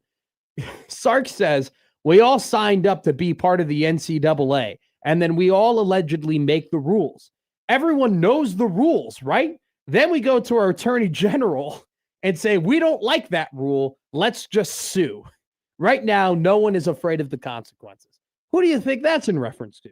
That's in reference to Mississippi getting Trinidad Chambliss and going through that whole hubbubaloo in order to get him a retroactive redshirt.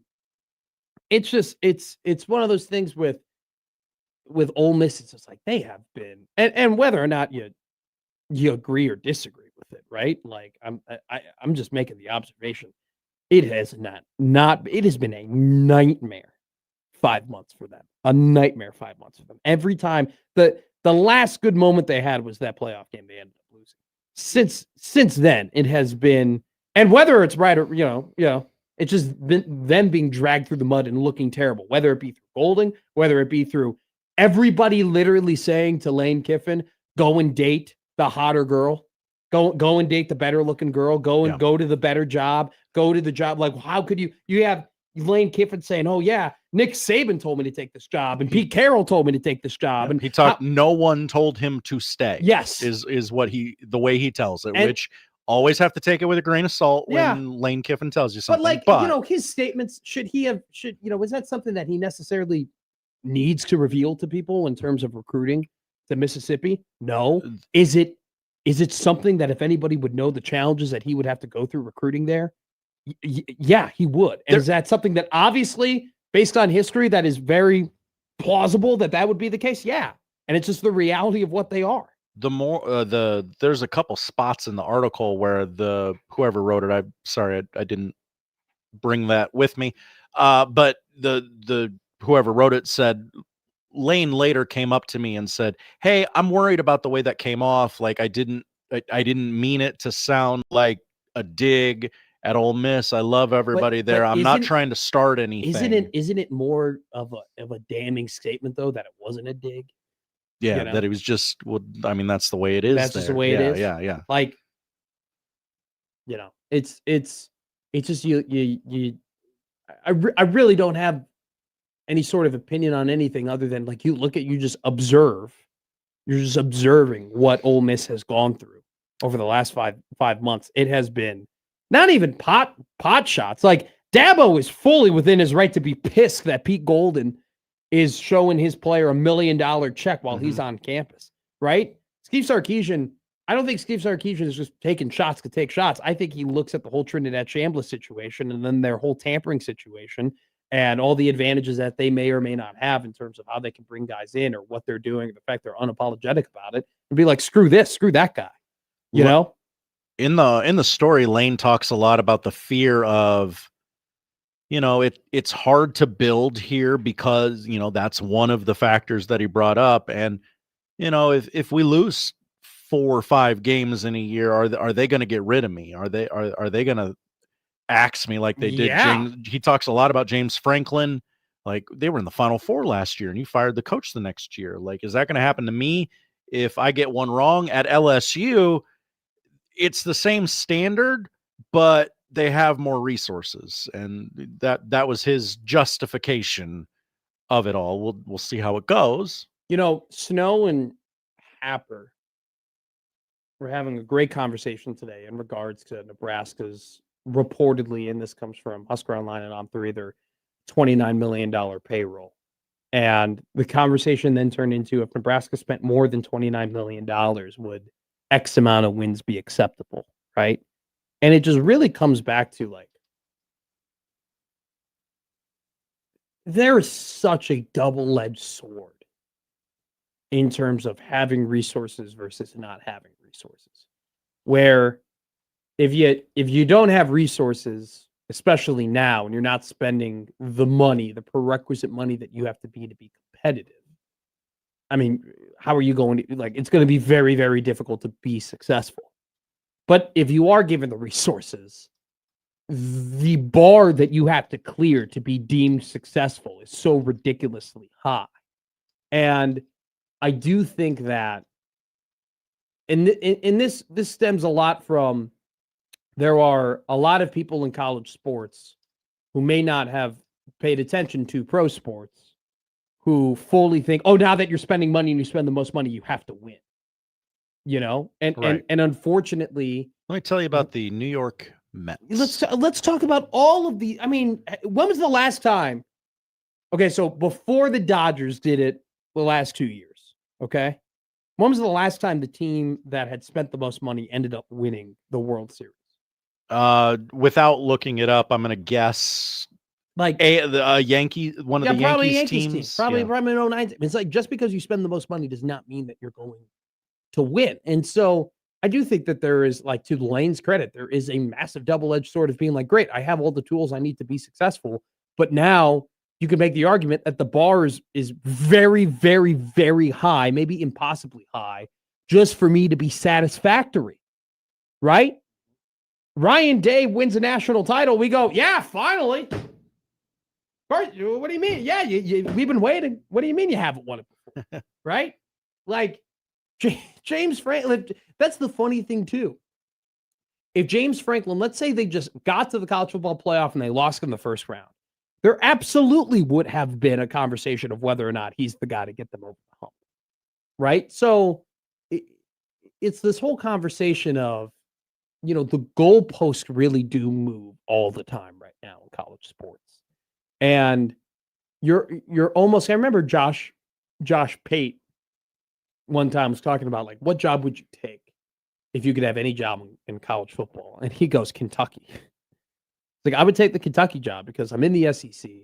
And if I win 7 to 8 games a year, they will never get mad at me. They will never try and fire me. They'll be very happy with me. Like, that's the job that I would take.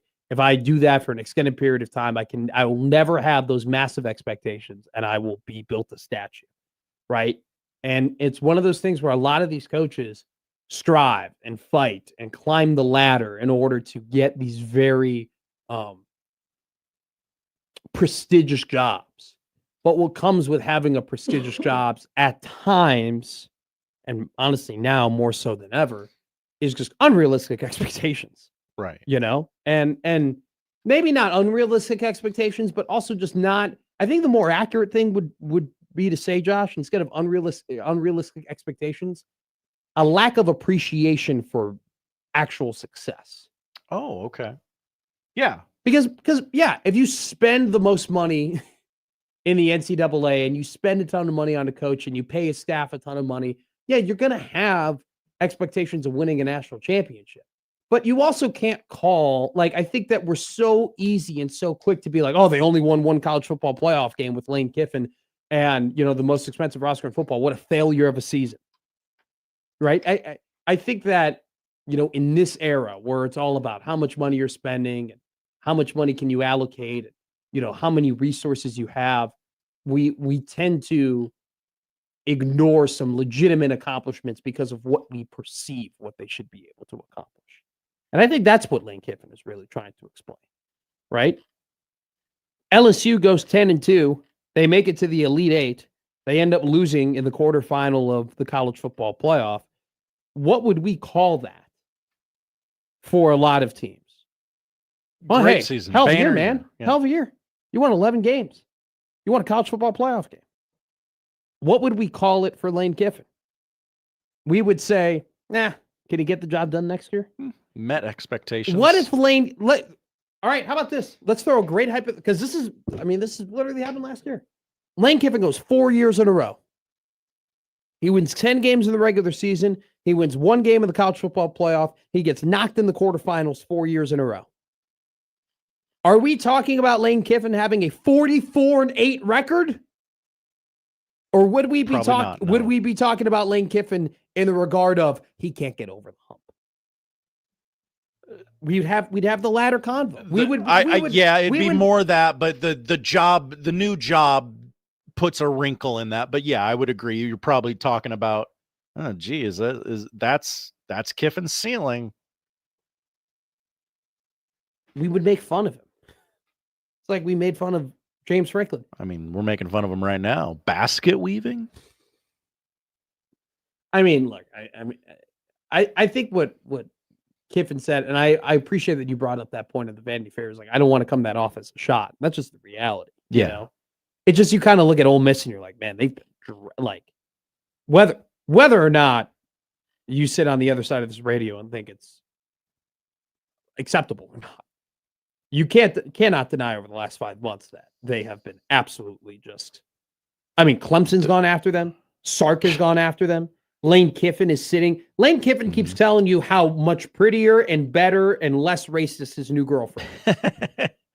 Okay? They were probably lucky to have him in Oxford. It really is like if you were to date a 9, and while you were dating the 9, you actually like got better. Like you got in shape and you looked better, got bigger muscles. That's part of the article too. He talks about getting sober. And, I'm talking about Ole Miss. Like Ole Miss is like, oh, I'm a hot job now, right? And your girlfriend who's a 9, all of a sudden, Garrett, the star quarterback, all of a sudden becomes single. And everyone's like, yeah, Bailey, like, don't get me wrong. Like John is cool. And John's, look at how far John has come over the last 6 years. Like, he looks like a guy that really should be with Bailey. But like, see Garrett over there? Garrett and Bailey, they're made to be together. And everyone is going up in front on national television saying, I think John's done everything right. John's done everything right to stay with Bailey. What does John have to do? John's literally at the pinnacle of his career. You're telling me that there's nothing more than John could do to stay with Bailey? And everyone's being like, yeah, John's great. But Garrett, what a hunk. I mean, there's no better hunk than Garrett. John's parents are a little, yeah, they're you know, whack. And also, too, a little old school, if you know what I mean. Honestly, too, is John all that good, or is just Bailey made him that way? Yeah, Is that really substantive what John's got going on, or is it just he's just trying to be good for Bailey? And then all of a sudden, Bailey does go to Garrett, and Bailey's like, "Yeah, I'm going to date Garrett." And then she goes, "Well, John's best friend told me to go to Garrett. John's mom told me to go to Garrett. My best friend said to go to Garrett. My mentor said to go to Garrett. And you know what? John's racist." He's had some problems with, but he's still that way. But then what does Bailey keep saying? John's still a great guy. I love John. Everything John's that great. John. If John's you want to great. go out with John, you go out with John. John. He'll make you very happy. But then John, had to rebound really quickly, and he's actually dating what turns out to be a fairly problematic woman called Sarah. And Sarah's pissing everybody off right now. That's what's happening. Pretty accurate comp, if you ask me. I'm being real. And Bailey won't shut up about John. Yeah. She keeps telling how awesome John is while she's banging Garrett and telling everybody how great Garrett is. Bailey should probably let John live his life. And then all of a sudden, John's best friend just took a pot shot at John and said, well, not only is he racist, he's an idiot too. Basket weaving. Poor John. Yeah, really? Is it? Kind of brought it on himself. Yeah, but we're being real. We're like the CSC. We're kind of walking a tightrope right now. John should do more paperwork. The CSC, if this ends up all going through with Nebraska and the deals, which, by the way, new report, apparently was $7.5 million worth in deals and not $1 million worth in deals. That has just come out. So it's a big difference. Yeah, so much for Andy Staples being like, yeah, they'll just make $50,000, $20,000 deals. Now you got to make like $320,000 deals. Yeah, it makes a massive difference. So we'll see what happens. But it'd be really funny if all this kind of just goes through and Nebraska's totally fine. And it really is just akin to the teacher being like, hey, bud, I'm gonna need you to redo that for me. It's okay. You can retake the test. It's fine. Yeah, so it was reported. Ross Dellinger came out and said it was $7.5 million. And then Sam McEwen tweeted out on their Omaha.com article, Omaha World Herald, that it's $7.5 million worth in deals, as opposed to the $1 million worth in deals through 18 players, which, if we're going off of what the reports have been in terms of what Nebraska's roster may or may not cost, $7.5 million would be like a quarter of that cost. So now, granted, Nebraska made those statements, and Brian Seeley and the CSC has all made those statements knowing what the actual cost, at least I'm assuming they have. It'd be kind of ridiculous if those two sides didn't know it was $7.5 million. So anyway, I don't know if it changes anybody's tude, if you will. So, alrighty, it's a Top 10 Tuesday here on Middays with Matt. Coming up next, Josh Otson gives us his top 10 what? We will find out here on the 1620 Zone Radio Network.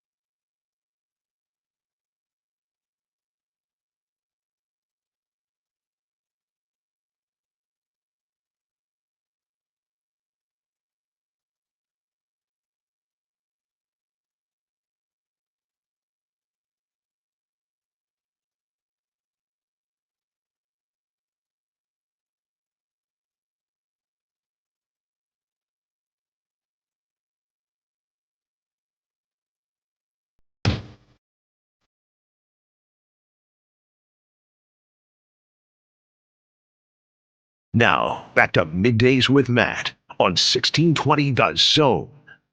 Before we get into the note-taking part of the show, we want to remind you that you can go to 1620zone.com and enter into a bunch of different contests to go ahead and win tickets to the following artists or comedians: the Yachtly Crew, the Black Keys, the Young Giant, Chris Stapleton, and Bert Kreischer. Go to 1620zone.com to enter in there. And we also remind you that Omaha is celebrating 106 years of the Cinco de Mayo Festival from May 15th to May 17th, located on historic South 24th Street from L to O. Join us in honoring the vibrant Mexican culture that shapes Omaha for over a century. Experience the richness of Mexican traditions, history, music, food, and art. Join us at the Cinco de Mayo Parade on Saturday, May 16th at 9:30 as we march in the parade with our sister station and sponsor of the parade, Sweet 98.5. All right, it's a Top 10 Tuesday here on Middays with Matt. Josh Odson of the Bastards has given us our top 10 movies I have to watch, his top 10 superheroes, and last week his top 10 or was it Omaha athletes or Nebraska? It was Nebraska yes. athletes. All right, what is today's top 10, Josh Odson? Well, I was looking for things to like coincide with today's date, and I found that Pulp Fiction debuted at the Cannes Film Festival on this day in 1994. So I prepared a list, and then I found out that actually today wasn't the anniversary of that. It's later, but I already prepared the list. Okay, so I'm going to do the list. Top 10 Quentin Tarantino movies. Aren't there only 9 of them? Apparently there are 10. One of them doesn't count because it was half of another movie, but okay. Whatever.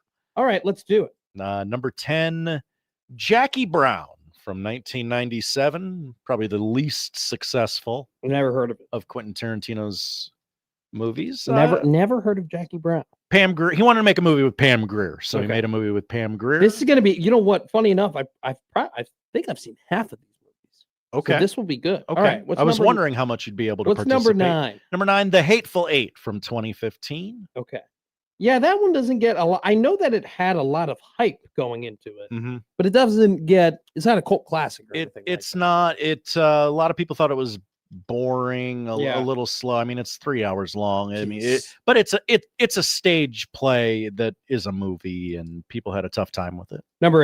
Number 8, Death Proof, which was his half of the 2007 movie Grindhouse with Robert Rodriguez. I think that's why it doesn't count as, because it's not his movie, right?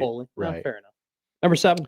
Django Unchained 2012. Whoa! Everybody likes this movie a little more than me. I want to be clear about one. I want to be clear about one thing as we're walking through this. All of these movies are really good or better, or like really good to great to spectacular. Yeah. Django, it's a little much. You were telling me you were willing to pay the right. Okay. Leonardo DiCaprio.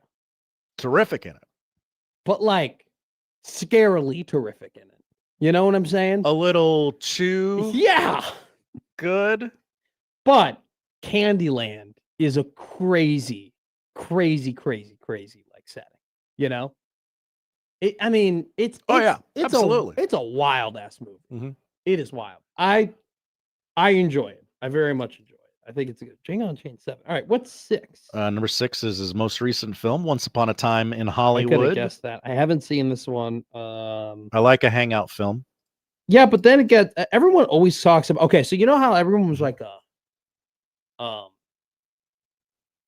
talking about The Sixth Sense, and like, Matt, how did you not know? You know, about about that. Well, everyone keeps telling me about Once Upon a Time in Hollywood and some you know what crazy things happen in it. And I have somehow been able to avoid what the bat-esque things that happen in that movie are. And so I'm actually kind of fired up to watch it eventually, because I will watch this movie. And then I Final find out 20 minutes is quite a trip. Everyone says that it's just they did not see it coming when they first saw it. How could you? Well, that's the one thing too, where I went like 6 months without finding out that Sinners was a vampire movie. I had no idea it was a vampire movie. Okay. And until like I went to Party City and it was like vampire blank. And I was like, this is a vamp. Yeah, I could dress as Michael B. Jordan for a party for Halloween. Don't dress as Michael B. Jordan for Halloween, Matt. Yes, I know. You don't have to. Did I dress as Michael B. Jordan for Halloween? You didn't. Okay, so that At means I least already you were knew not- not to dress. You were not photographed as it. I would love to be Michael B. Jordan. Do you know how much of a he's a Yeah. handsome dude, man. My life would be so much easier Oh if I my was Michael God. B. Jordan. Mike, if you were okay, not that I would ever switch lives with anybody, Mm-hmm. but if you put a like Matt, you got to do it. Rank your top 5 men you would switch lives with. He would be up there. I'm not even talking like from you know how many chicks I could get. Just No, how much easier my life. Like I'd be. He's eloquent. Yeah. He's smooth. Yeah. People like him. Got a great smile. You know how much I have to convince people to like me? I've kind of, dude, you're talking to me? Are you talking to me right now? Are you trying to sympathize with me about that? Are you kidding me? Chance goes, that's not a Mick name that we are going. Don't like that No, one. That is banned. That is banned. That is not one. Alyssa goes, by the way, Alyssa, God, I miss you so much. Dude, Alyssa, you're the best. She goes, I wish every man was Michael B. Jordan too. Would the world be better if we were all Michael B. Jordan? I think it Full might. question. People would be better to their mothers. People would be better to your mothers. Yeah. Hey, love your mom. Yeah. Happy Mother's Day to all the moms out there. What's number 5? Number 5 is. How did we get to Michael B. Jordan from Once Upon a Time in I don't Hollywood? know. He should be in a Quentin Tarantino movie. You know what? He'd kill How it. is he not in a Nolan movie yet? Oh, good question. That is like the quintessential Nolan actor, I feel like. Which, by the way, all these people are bitching and moaning about the cast for the new Odyssey movie coming up. Tell him, Matt. Shut up. Great take. Shut your mouth. Movie's not even out yet. It's not, stop it. And they're already discussing what the acting is looking like. Stop. It's not historically accurate. And then they turn around and they tell you how much they love Hamilton. Where were these people for every other movie that's ever come out? And by the way, when I talk about Hamilton not being historically accurate, I'm also talking about the fact that the capital of the U.S. was not New York; it was Philadelphia. But in that play, it was Philadelphia. It was New York. But the Treasury Department was black, right? No, it was no. Not. It was not. It was not. Okay, I have some phone calls to make. We better get through this. Number 5, Inglorious Bastards. How is this slow? Are you a Kill Bill guy? I am a Kill Bill guy. We'll get there. I mean, clearly, there's 4 movies left. Jesus. Inglorious Bastards. All right, number 4. Number 4 is Reservoir Dogs. Too Another high. movie Matt Way has seen. too high. Too high. Reservoir Dogs is worse than Inglorious Bastards and Django Unchained. Okay. Sorry. Sorry. That's fine. Okay, so you have 2 Kill Bill movies somehow in this. In the top 3? Okay. I got two. I got 2 Kill Bill movies in the top 2. So Pulp Fiction 3. Mhm. And Are you writing this down? Yeah. It looked like you were writing. Okay. Right here. Okay. I write all your top 10 lists. Whoa, that's a lot of pressure. So you're going to be like an aristocrat here.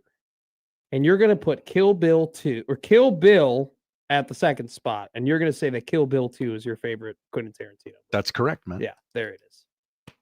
Read you like a book. Like a book. Can I be real with you? Please. I've watched Kill Bill 1. Did not watch Kill Bill 2. Okay. Fine movie. Good movie. You're going to get pissed at me. This might break up this show. It's just too much killing for me. It's just too much. Okay. It's too much killing. You know? Like all the John Wick movies. I get it. People die. There's a lot of blood. Oh, but they die in spectacular ways. Hey, but it's a lot of blood, and it's very cartoonish, Mhm. you know? Yeah, that's right. And when the plot of the movie is to kill just to kill, I'm not into killing for killing. You feel me? I mean, I wish there was more about Bill. Spoiler alert, Beatrix Kiddo was severely wronged. What do you like about Kill Bill 2 more than Kill Bill? I like the dialogue. Okay. That's really put it over the top. Yeah. How much dialogue is there in Kill Bill 2? It's almost all entirely dialogue. Really? Is there not a There's- lot of killing in Kill Bill 2? No, there's someone in the chat. Fred just goes, said there's Matt- 3 deaths? Yeah. Wow, I'm not a ball knower. All right, Josh Hodson. Bud, Bo Derek, and Spoiler alert. Look at what Baymon wrote. Man wants to see a Hug Bill movie, I guess. We go to the Prairie Flower Casino text line here. Josh, huge respect for your top 10 list, but Django is one. People love Django more than me, and that's fine. We can agree to disagree. I'm not saying you're wrong. I'm not saying I'm right. John goes, make your own list. John goes, I didn't know Sinners was a vampire movie until right now. Oh, this is interesting. Eric in Milwaukee. I've had computer problems today. Milwaukee. You have or Eric has? I have. Okay. Matt, I'm listening to the Friday crossover. You need to restart your computer more. My employer's IT department sent a company-wide email a few weeks ago telling us that restarting and shutting down are not the same thing, and restarting is actually what helps resolve issues. Thank you so much. Oh, okay. Who's Barney Fife? Barney Fife was a cop character from the Andy Griffith Show. Would that be accurate to Ole Miss? That's a good comp as well. Yes. Yes. Fair enough. Alrighty, we're going to hit a break here. We're going to tell you what to watch tonight, and then we will go ahead and give you a dog of the day here on Middays with Matt.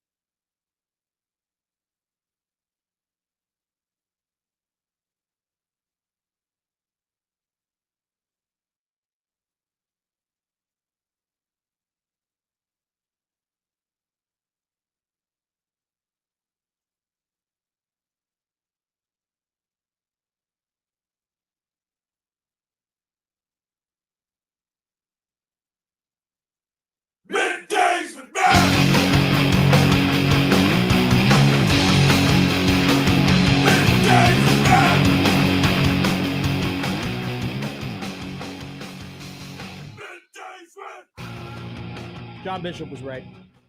Usually is. Do you care about the PGA Championship this weekend? Oh, I didn't even know what was going on. not even a little bit. I'm waiting for my Preakness reading material, though. It's not out yet? No, I'm waiting. I'm waiting for my guy to email me. Okay. I have a reading material guy when it comes to horse racing. I'm being dead serious. All right. I'm being I'm not kidding you. I have a guy who emails me reading material I love it. for the race. I love that for you. I love that you have a thing that you love. And then I get the reading material, and then I make the bet. Which incredible horse that I did think would win the Kentucky Derby 5-1 to win the Preakness. Don't forget to watch the odds as the money rolls in on race day. That's always the key. What are we watching tonight? We're going to watch some basketball, Wolves and Spurs, 7 o'clock on NBC. Series tied at 2. Wemby in for the Spurs. Spineless commissioner. Literally. And not willing to rig the draft lottery. What a coward. Coward. NHL playoffs, pair of games on ESPN tonight. Sabres, Canadiens at 6. Montreal leads that series 2-1. And a game 5 between the Ducks and the Knights at 8:30. That series tied at 2. Baseball, it's the Cubs, it's the Braves, it's 6:05 on TBS, the Superstation, as God intended. God's team returns to Turner. We want what do we want here? Breakfast bet? What do we want to do? A brekkie bet? Brekkie bet? Sure. All right. For this game or the winner of the series? Series. Let's go series. What do you think? And if it's 2-2, we both buy each other a gift. Well, I believe it's a 3-game series. Oh, okay. Never mind then. So yeah, there will be a winner. there will be a winner. Okay, great. Can't wait to watch that. College baseball, Huskers. I am going to watch that. I actually do have a plan to go to a bar and watch the game. Okay, and at the same time, you can watch Nebraska take on Creighton, 6 o'clock tonight on Nebraska Public Media. But the better broadcast is on Yacht Rock 1180 with our very own John Bishop and Connor Happer. Netflix has a documentary about Martin Short, featuring never-before-seen archival footage, exclusive interviews with a star-studded list of friends and collaborators. I believe it is also one of the last interviews of the late Catherine O'Hara in Marty, Life is Short. And finally, on Disney Plus, The Punisher, One Last Kill. As Frank Castle searches for a meaning beyond revenge, an unexpected force pulls him back into the fight. I bet it's the Kingpin. Could be. Who's to say? The comic books. That should have been a role of the lifetime for John Bernthal. That's a good little spot for him. It could have been better. Yeah, yes, I would agree with that. It could have been a lot better. And it's just it's for the people who watch it, they love it. Netflix fumbled it, and Disney had to pick it up, and they had to remold it. It just rotted away. Nobody cares. I also don't think they really know what to do with it because they're Disney. Can I ask? They can't really have like a John Wick type character. Real quick. Yeah. Do you think anybody who's currently running Marvel right now knows what to do with anything? We'll find out in December. Yeah, and it's honestly the Spider-Man movies are the only thing that's keeping that thing afloat, and I think they're honestly distant from the rest of Marvel. I feel like they're their own entity at this point. Feels like it, yeah, sure. You got me all nerdy, fired up right now.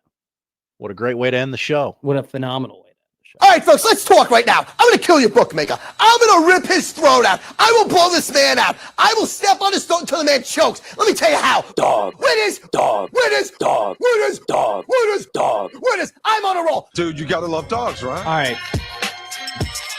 I'm not going to talk about it. Don't need to. But, I've seen this game between the Anaheim Ducks and the Vegas Golden Knights 1,000 times. Okay? I've seen this game happen before. On the road, game 6, or game 5, rather. It's that's where this guy, as a coach, just makes money. It's just, I've seen his teams are born and bred to win these games. So I'm going to take the Anaheim Ducks tonight, plus 136 on the road against the Vegas Golden Knights to take a 3-2 lead in that series. Very quickly before we get out of here, I want to correct the record. Go ahead. Nick Grimm was polite enough to tell me that I'm a moron. The baseball game tonight is on 1620 The Zone. Oh, yeah. Not Yacht Rock 1180. Force of habit there with Creighton baseball. I apologize. Phenomenal stuff. Mm-hmm. Real quick, before we go to USC and the crossover, we do want to acknowledge and give our heartfelt condolences to the family and friends of Brandon Clark, the forward of the Memphis Grizzlies, who it was announced a little bit over 40 minutes ago that he has tragically passed away at the age of 29. It's just, you know, one of those things where it's life gone too soon, and sometimes in the most unexpected ways, you're reminded how fragile this life can be. And so we just want to give our heartfelt condolences to the NBA family, to the Memphis Grizzlies, and to Brandon Clark's family. All right, let's end the show. Middays with Matt. It was a fine show today. Had a very, very good time with everybody. USC and the crossover coming up next here on the 1620 Zone Radio Network.